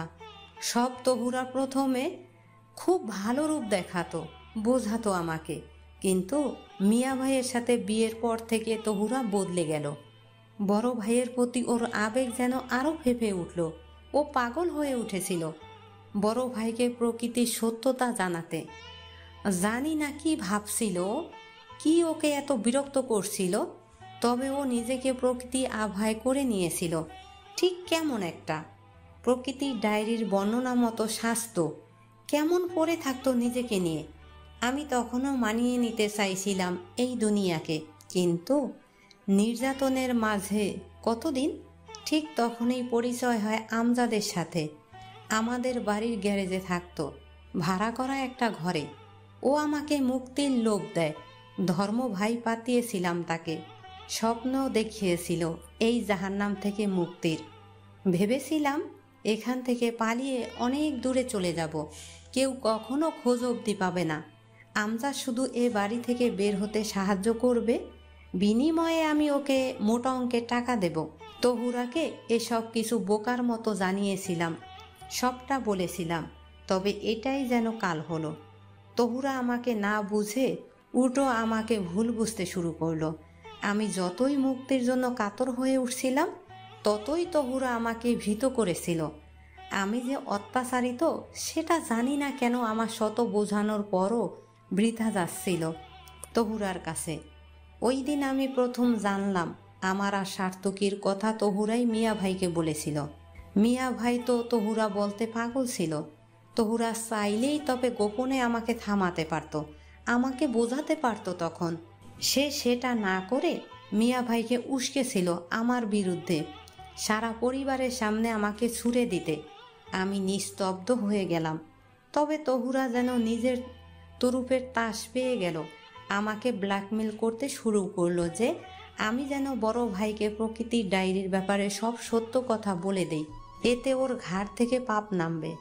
আর আমি না বললেও আমার বাবাকে আর হাসানকে বলবে যে আমার আর আমজাদের অবৈধ সম্পর্ক আছে, আমিও ওর সাথে পালাতে চাই। এমন কি ও আমার চিঠিগুলো প্রমাণ সমেত দেখাবে। যতটা পরিবর্তন দরকার নিজেকে করে নেব। আমার প্রচণ্ড ঘৃণা হলো তহুরাকে। বোকা আমি, বুঝে গেলাম পর কোনোদিনও আপন হয় না। যেখানে আমার নিজের ভাই আমার আপন না, সেখানে তহুরা কি করে হবে? কিন্তু সেই লজ্জা, সেই ঘেন্না, সেই অসম্মান আবার নতুন করে সামনে আসবে ভাবতেই আমি আমি আমি অন্ধ হয়ে গিয়েছিলাম। আমি ঢাকায় ছুটে আসি তহুরাকে আটকাতে। বাবা তখন প্রচণ্ড অসুস্থ, বড় ভাইকে নিয়ে বাড়িতে রোজ ঝামেলা। আমি তহুরার পা অবধি ধরলাম, তবে তার একই কথা, সে প্রকৃতির রহস্য আর রাখতে পারছে না। বড় ভাইকে বলে সব শেষ করতে হবে। আমি আম্মাকে বলি প্রকৃতি ডায়েরির কথা তহুরা আমাকে জানিয়েছে, প্রকৃতির মৃত্যুর কথা কেন বড় ভাইয়াকে জানাচ্ছি না? তবেই তো বোধ হয় বড় ভাইয়ের খোঁজ শেষ হয়। আম্মা সোজা আমাকে বলেন এই ডায়েরির কথা যদি কোনোভাবে বড় ভাই জানেন তবে অনর্থ হবে, প্রকৃতির শেষ পরিণতিতে তাকে সামলানো যাবে না। বড় ভাই মেনে নেয়ার পরিবর্তে ভেঙে যাবে, মরে যাবে বড় ভাই। মা তো ঠিকই জানতেন, দেখো মরে গেল বড় ভাই। মা এটাই বলছিলেন, মরে যাবে বড় ভাই। মিনুর রহমান ডুকরে কেঁদে ওঠেন। চোখ মুছে তিনি আবার বলেন, তখন আমিও আর সাহস করলাম না তহুরার কথা মেনে নেয়ার। তহুরার এসব পাগলামি ব্যবহার রোজেই মিয়া ভাইয়ের সাথে ওর ঝামেলা লেগেই থাকতো।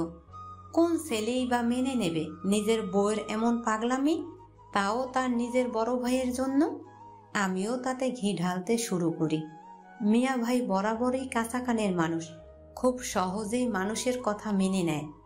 আমার আধিপত্য তাদের ঝামেলাটা এবার বড় হয়, তাতেই আচমকা ধাক্কাধাক্কি পর্যায়ে পৌঁছায়। মিয়া ভাই গায়ে হাত তোলা মানুষ নন, তবে অতিরিক্ত রাগে তহুরাকে একরকম ধাক্কা দিয়ে চলে যান তিনি। আমার মস্তিষ্কে শয়তান বর্ষবর্তী হয়। মিয়া ভাই আর তহুরার উপর সব ক্ষোভ একত্রিত হয়, এক ঢিলে দই পাখি। তহুরাকে ধাক্কা দিয়েই মিয়া ভাই ঘর থেকে বের হয়ে যায়, সাথে সাথেই আমি ওই ঘরে ঢুকি। তহুরা তখন মাথায় হাত দিয়ে নিজেকে সামলাতে ব্যস্ত। আমি কোনো দিক না তাকিয়ে টেবিলের পাশে রাখা চীনামাটির টপ ছুঁড়ে দেই ওর মাথার দিকে। ঠিক মাথার পিছনে আঘাত লাগে। নিস্তব্ধ হয়ে ওঠে তুর্য। কেঁপে উঠে মিনুর রহমানের কণ্ঠস্বর। তিনি সামান্য থেমে বলেন, আমার লক্ষ্য ওকে মেরে ফেলা ছিল না। আমি চেয়েছিলাম বাড়ির সবার সামনে বউ পেটানোর দায়ে মিয়া ভাইয়ের বেজ্জতি হোক, শাস্তি পাক তহুরাও। ওই মুহূর্তে আমি বুঝতে পারিনি ও মারা যাবে। আমিও তো টপ ছুঁড়ে দিয়ে বেরিয়ে চলে যেতে চেয়েছিলাম। আমি কেবল চেয়েছিলাম ও থেমে যাক, তবে ও মারা গেল। আমি ঘাবড়ে উঠলাম এত রক্তপাত দেখে। আমি সমস্ত দায় মিয়া ভাইয়ের ঘাড়ে তুলে দিলাম। তহুরার থেকে নিয়ে নিলাম সে সমস্ত চিঠি যা ও আমার বিপক্ষে জোগাড় করেছিল। আমি পড়ে রইলাম একই জায়গায়। নিজের জীবন নিজেই দেখছিলাম ধ্বংস হতে। মুক্তির আশা ছেড়ে দিলাম। তুর্য ধীরে মাথা নিচু করে, তার হাত দাদির হাঁটুতে। ঠান্ডা শীতল ঘরের ভেতর যেন তখন এক বিস্ফোরণের মতো নীরবতা ছড়িয়ে পড়ে। তুর্যের গলা যেন কেঁপে উঠল। আপনি তো আমাদের সব ছিলেন দাদু। আপনি যদি পাথর হয়েছেন তাহলে আমরা কোথায় যাব? একবারও বুক কাঁপলো না আপনার? মিনুর রহমান কিছু বলে না, তার মুখে ভাষা নেই, শুধু কান্নার এক গর্জন। তার চারপাশে থেমে থাকা সময় যে সাক্ষী হলো এক প্রজন্মের পাপ ও প্রজন্মের সত্য। সব কিছু থেমে যায়, সময় যেন হঠাৎ করেই হাঁপিয়ে ওঠে। জীবনটা এক অমীমাংসিত পাপে আটকে আছে, শাস্তিবিহীন পাপ। আর না, আর এক কদম নয়। মিনুর রহমানের মুখোমুখি ভেঙে পড়ল তুর্যের বুকের ভেতরের সমস্ত বিশ্বাস। সে কোনো কথা না বলে, একটা শব্দ না বাড়িয়ে মিনুর রহমানের ঘর থেকে বেরিয়ে যায়। দরজার বাইরে চুপসে যাওয়া ছায়া, মিম আর হিয়া একেবারে নিস্তব্ধ হয়ে দাঁড়িয়ে রইল শুধু। তুর্য তাদের দেখেও না দেখার নাটক করে চলে গেল স্থান ছেড়ে। কেবল একটা সত্য আশ্রে পড়েছিল মিম আর হিয়ার বুকের ভেতর, এমন একটা সত্য যা না শুনলেই ভালো হতো। তুর্য যেতেই মিনুর রহমান সাথে সাথে উঠে দরজাটা আবার জোরে লাগিয়ে দেন। খুব তাড়াহুড়ো করেই নিজের আলমারিটা খুলেন। ড্রয়ারের শাড়ির স্তূপের ভাঁজে একটা ভাঁজ করা পুরনো শাড়ি টেনে বের করেন। তার মাঝে এক গাদা পুরনো কাগজে লেখা কিছু চিঠি, একটা পুরনো সিরিজ আর তার স্বামী হাসান সাহেবের কিছু ছবি। মিনুর রহমান বোধহয় এগুলো নিজের জমানো চিঠি থেকে অধিক যত্নে রেখেছিলেন গোপনে। খুব আতঙ্কে ছিলেন এই সত্য ফাঁসের। তবে এগুলো একই অবস্থায় আশ্বস্ত হন। তিনি ঘরের এক কোণে দাঁড়িয়ে পুরনো শাড়ি সমেত চিঠি আর সিরিজ সব পুড়িয়ে দেন। এমনকি নিজের স্বামীর পুরনো নষ্ট হয়ে যাওয়া ছবিগুলো জ্বালিয়ে দেন। এ যেন দায় মুক্তি, কোনো রহস্য শেষ প্রমাণ মুছে ফেলা। তার যত পাপ আছে সব যেন সীমায় আটকে লুকিয়ে নিলেন। তুর্য প্রস্তুত ছিল না, কখনোই না। তার পা যেন আপনাতেই চলে যেতে থাকে। নিঃশব্দ নিঃশ্বাসহীন এক যাত্রায় সে ঘরে ফিরে আসে। দেহের রক্ত বইছে, অথচ হৃদয় যেন জলে ডুবে গেছে। চোখ মুখে কোনো রাগ নেই, অভিযোগ নেই, কেবল এক বিষণ্ণ শূন্যতা। দরজাটা সে আলতো করে টেনে দেয়, তারপর ধীরে ধীরে বিছানার পাশে বসে পড়ে। নিজের অস্তিত্ব থেকেও পিছিয়ে এসেছে সে। অনেকক্ষণ পর ভারী পায়ে ধীরে ঘরে ঢুকে হিয়া। চোখ ফোলা, নিজের শরীর আর মনের ভার যেন আর বইতে পারছে না। চোখ পড়ে তুর্যের উপর, নিঃশব্দ নিশ্চল। সে আর কিছু না বলে সোজা গিয়ে তুর্যের কাছে বসে পড়ে। তারপর হঠাৎ করেই তাকে জাপটে ধরে, এমন করে যেন একটা ডুবে যাওয়া শিশু খুঁজে পাচ্ছে তার শেষ আশ্রয়। ঠিক তখনই তুর্য ফুঁপিয়ে ওঠে, অসহায় ছিন্ন বিচ্ছিন্ন শিশুর মতো। তুফানের ভেতর আটকে পড়া এক নাবিক, যার পাথরের বলে কিছু নেই। হিয়ার গলা শুকনো, চোখে জল নেই। কাঁদতে কাঁদতে সে শেষ করে ফেলেছে সব। তবু সে তার বাহু আরো শক্ত করে জড়িয়ে ধরে তুর্যকে, মাথায় হাত বুলিয়ে দেয়, আর কিছু বলে না। কারণ এখন ভাষা ব্যর্থ। রাতটা যেন নিঃশব্দে নিজের দেহটাকে মেলে দেয় আকাশ জুড়ে। তারারাও যেন আজ কিছু জানে, কিছু বোঝে, তাই তারা আলো দেয় স্নান হয়ে, যেন তাদের জ্যোতিও এই গোপন গ্লানির বোঝা টানতে টানতে নিঃশেষ। তুর্য ঘুমায় না সারা রাত। হিয়ার বুকের আশ্রয়ে সে যেন নিজেরই ভাঙ্গা সত্তা জড়া দিতে চেষ্টা করে। হিয়া নির্বাক, কিন্তু পরম মমতায় জড়িয়ে রাখে তাকে। একটাও শব্দ নয়, তবু তার হাতের ছোঁয়া, চোখের কোণে জমে থাকা শেষ কষ্টের জল তুর্যকে বলেছিল, তুমি একা না, আমি আছি তোমার। ভোরের আলো জানালার কাছে এসে পড়লে তবেই তারা একটু সরে আসে একে অপরের বুক থেকে। তুর্য উঠে বসে, চোখ জোড়া লাল, কিন্তু মুখে এক নিঃশ্বাসে পাওয়ার শান্তি। যেন কান্নার ফাঁকে কিছু একটা ঝরে পড়েছে তীব্র গন্ধ, অথচ অবসানময়। হিয়া তখনও জানালার দিকে তাকিয়েছিল। তুর্য ধীরে তার পেছনে গিয়ে দাঁড়ায়, কিছু বলতে চায়, কিন্তু হিয়া মাথা নাড়ে। না, কিছু বলতে হবে না। তারা জানে এই সত্য আর কারো কানে পৌঁছানো উচিত নয়। এই ক্ষত, এই গোপন শোক এখন তাদের হৃদয়ের দরজায় ভেতরেই থাকবে। মিমকেও নিষেধ করা হয় এই সত্য মুখে আনতে।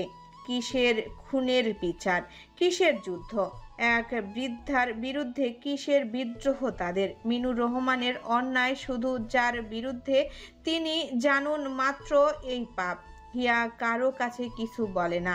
সময় এগোয়, রাতের সমস্ত আবেগ যেন কথাও শুকিয়ে ওঠে। চুপচাপ অন্দল মহলে আরও আয়োজনে মেতে ওঠে। তুর্য আর হিয়া বৌভাতের অনুষ্ঠান, ঘর ভর্তি মানুষ, সাজসজ্জা। হিয়া সেজে ওঠে আবার নববধূ রূপে। সব কিছুই নিয়মে, শৃঙ্খলায়, আনন্দময় মাঝে পরিপূর্ণ হয়ে ওঠে। হিয়ার পরিবারের প্রতিটা মানুষ আসে। আব্দুল রবিউল মুহাম্মদ একটি অস্পষ্ট সংকোচ আর বহুদিনের জমে থাকা অপরাধবোধ নিয়েই হিয়ার সামনে দাঁড়ান। হিয়া নিজে জাপটে ধরে তার দাদাকে। অভিমান, অভিযোগের মিথ্যাদের মুক্তি মিলেছে। অনুষ্ঠানের শেষ হতেই তার পরিবারের সকলেই বাড়ি ফেরার আগেই হিয়া আব্দুল রবিউল মুহাম্মদকে আলাদা করে সব সত্য জানিয়ে দেয়। প্রত্যেকটি সত্য যেমন ঘটেছে ঠিক তেমন করেই বলল, একেবারে নির্বাসিত নির্মম রূপে। আব্দুল রবিউল মুহাম্মদ প্রথমে চুপ করে থাকেন, তারপর ধীরে ধীরে বসে পড়েন একটি খালি চেয়ারে। যেন হঠাৎ তার পায়ের নিচের মাটি সরে গেছে। সব দায় যেন তাকে ছেড়ে চলে যায়, তিনি মেনে নিতে পারে না। তিনি কি আদৌ এত বোকা ছিলেন? একটা মানুষের খুনের দায়ে তিনি তার সমগ্র জীবন পার করেছেন। খুনির তকমা থেকে বাঁচতে মিথ্যার আশ্রয় নিয়েছেন, তবে সেই দায় তো তারই না। তার চোখে জল আসে না, কিন্তু তার ঠোঁট ফাটা নদীর পাড়ের মতো কেঁপে ওঠে। আমার ভাই তো আমাকে দোষী ভাবলো, আর আমারই দায় সব। অসত। তার স্বর ভেঙে যায়, কথা ঠিক ধরা দিচ্ছে না তার স্বরে। হিয়া একটা গ্লাসে পানি এগিয়ে দেয়। আব্দুল রবিউল মুহাম্মদের গলা দিয়ে নামতে পারে না পানি। পাথরের মতো ভার হয়ে দাঁড়ায় বুকের মাঝখানে। সে তো সারা জীবন নিজেকেই দোষারোপ করে গেছেন, নিজেকে ক্ষমা করেনি কখনো। অথচ প্রকৃত অপরাধী তো নাটক করে চলল। আব্দুল রবিউল মুহাম্মদ উঠে দাঁড়ান। তার চোখে এখন আর জল নেই, কেবল ক্রোধ। এমন এক ধরনের সুস্পষ্ট নিরাসক্তি যা বর্ণনা করা যায় না। তিনি কোনো উচ্চ স্বরে কথা বলে না, কোনো নাটক হয় না, শুধু সোজা হাঁটেন মিনুর রহমানের ঘরের দিকে। কোনো অনুমতি ছাড়াই ঢুকে পড়েন। দুজনেই নিস্তব্ধ। একজন জানে কি বলতে চায়, অন্যজন জানেন আর কিছু বলার নেই। আব্দুল রবিউল মুহাম্মদ শান্ত স্বরে শুধু জিজ্ঞেস করেন, এত রাগ তোর? আর কোনো দায় আছে আমার? মিনুর রহমান চুপ থাকেন। কোনো প্রতিবাদ নয়, কান্নাও নয়, শুধু এক বিবর্ণ মুখে তাকিয়ে থাকেন তিনি। আব্দুল রবিউল মুহাম্মদ বলেন, আমার ভাই আর নেই, কিন্তু আমি আছি। আর সব কিছু থেকে আমি নিজেকে সরিয়ে নিচ্ছি। তুই মুক্ত মিনু, তোর কাছে আমি আজও মিউত। আমি ভুলে গেলাম আমার কোনো বোন ছিল। আমি মরে গেলেও আমার যেন মরা মুখ তোর দেখার সৌভাগ্য না হয়। তোর ছায়াও আমি আমার লাশে চাই না। মিনুর রহমান শুধু শুনে যান। আব্দুল রবিউল মুহাম্মদ চলে যান, ফিরে আসেন না কারো দিকে তাকিয়ে। বাড়িতে বউ ভাতের আনন্দ ধ্বনি তখনও চলছে পেছনে, অথচ সে আওয়াজ যেন এখন আরো বেশি অসহ্য হয়ে ওঠে। তিনি বাড়ির দরজার সামনে এসে দাঁড়িয়ে সকলের সামনে হিয়াকে স্পষ্ট বলেন, হিয়া, বাড়ি ফিরবি? তোর যদি মনে হয় তুই এখনো চলে যেতে চাস, তাহলে চলে আয়, তোকে কেউ আটকাবে না। সূর্য মুহূর্তেই থমকে যায়। আবার হিয়ার মুখের দিকে তাকিয়ে থাকেন আব্দুল রবিউল মুহাম্মদ। তার মুখে এত দৃঢ়তা যে যদি হিয়া একবারও হ্যাঁ বলে, তবে তিনি এই মুহূর্তে একবারও কারো কথা শুনবে না। হিয়াকে নিয়ে বাড়ি ফেরত যাবেন। সূর্য একটা শব্দ উচ্চারণ করে না, শুধু তার সদ্য বিবাহিত নববধূর মুখের দিকে তাকিয়ে থাকে। হিয়া আব্দুল রবিউল মুহাম্মদের চোখের দিকে তাকিয়ে নরম গলায় বলল, আমি সংসার করতে চাই দাদা ভাই, সেই মানুষটার সঙ্গে সংসার করতে চাই যে মানুষটা আমায় প্রচন্ড ভালোবাসে। যদি কোনোদিন আমার মনে হয় এই মানুষটার মাঝে আমি ভালোবাসা খুঁজে পাচ্ছি না, আমি সেদিন বাড়ি ফিরে আসবো। আব্দুল রবিউল মুহাম্মদ খুব গম্ভীর কণ্ঠে বললেন, আমি আর কখনো এই বাড়ির মুখও হব না। হিয়া, এই বাড়িটা শুধু তোমার শ্বশুর বাড়ি। তুমি যেদিন তোমার নিজের বাড়ি ফিরতে চাও, তাহলে বাড়ি ফিরে আসবে। আমি সহ কোনো মানুষ তোমাকে একটা প্রশ্ন করবে না যে যে কেন বাড়ি ফিরে এলে। তিনি সামান্য থেমে তুর্যের মুখের দিকে তাকিয়ে বললেন, সীতাকে বনবাসে রেখে যাচ্ছি তুর্য। এখন এই বনবাসকে স্বর্গ বানানোর দায়িত্ব তোমার। কখনো যদি মনে হয় হিয়াকে কোনো কষ্ট ছুঁয়েছে, আমি বিনা কথা হিয়াকে বাড়ি নিয়ে যাব। প্রশ্ন করার কোনো প্রয়োজন বোধ করব না। তুর্য আব্দুল রবিল মুহাম্মদের হাতটা দু হাতের মাঝে পরম যত্নে নিয়ে বলল, আমি কথা দিচ্ছি মেছে দাদা, আপনার রেখে যাওয়া বনবাস হিয়ার জন্যই স্বর্গ করে ছাড়ব। আজ থেকে হিয়ার সব দুঃখ আমার। তুর্য মাথা নত করে, কিন্তু আজ তার ভেতরে আর আত্মগ্লানি নেই। আব্দুল রবিল মুহাম্মদ চলে যান, তার পদক্ষেপ নিঃশব্দ, কিন্তু এক যুগের বোঝা যেন খসে পড়ে মাটিতে। আর ঘরে হিয়া আর তুর্য এখন তারা সত্যের ভারে পরিণত, নীরব ভালোবাসার সিক্ত এক যুগল। সুখ তাদের কাছে এখন আর চমক নয়, বরং এক নীরব সাহসী নির্বাচনের দাম। তাদের গল্প শেষ হয়নি, কেবল থিতু হয়েছিল বুকে একটি পাথরের মতো সত্য নিয়ে। তারা গড়ে তুলে এক নতুন জীবন, যেখানে অতীতের ছায়া তাদের পেছনে থেকে হাঁটে, কিন্তু পায়ে শেকল হয়ে বাঁধে না। তারা একে অপরের চোখে ঝুঁকে থেকে দেখে সময়ের গভীরতা, বোঝে নীরবতার ভাষা। প্রেম আর প্রতিজ্ঞার মাঝখানে যে স্পষ্ট দাগ থাকে, তারা সেটাকে আঁকড়ে বাঁচে। তারা কখনো অতীতকে অস্বীকার করে না, বরং তাকে গুছিয়ে রাখে। তারা জানে সব উত্তর কখনোই পাওয়া যায় না, তবুও তারা প্রতিদিন এগোয় প্রশ্নের পাশে দাঁড়িয়ে, ভালোবাসার আলো হাতে নিয়ে। তাদের ঘরে আসে সন্তানের কাঁদুনি, আসে নতুন ঋতুর গন্ধ, আসে আবার কৃষ্ণচূড়ার সময়। তুর্য আর হিয়া একে অপরের কাছে এক চূড়ান্ত পূর্ণতা হয়ে ওঠে। তাদের গল্পে যত অপূর্ণতা থাকুক, তাদের নাম একসাথে উচ্চারিত হলেই যেন সব পরিপূর্ণ হয়ে যায়। আর রহস্য, তা কি কখনো থামে? না, রহস্য থামে না।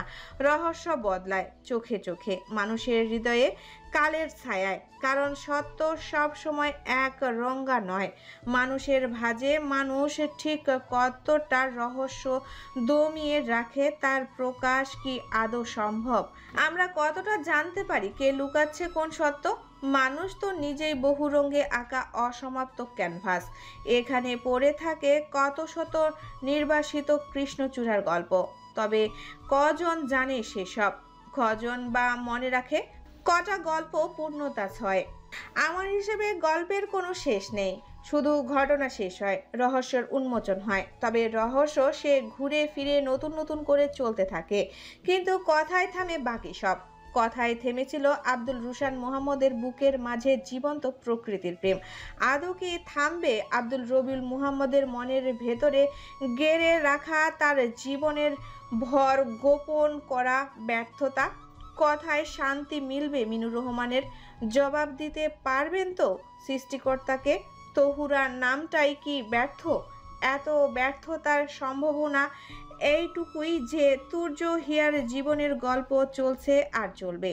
তাদের বাগানে নতুন কলি আসবে, ফুল ফুটবে, এগিয়ে যাবে মিম, আলিফ আর পিউয়ের জীবন। বয়স বাড়বে, নতুন গল্প কিংবা বাস্তবতায় তাদের জীবন রাঙাবে। সমাপ্ত। আমাদের গল্পটি আপনাদের কেমন লেগেছে অবশ্যই কমেন্ট করে জানাবেন। আর হ্যাঁ, ভালো থাকবেন, সুস্থ থাকবেন। আল্লাহ হাফেজ।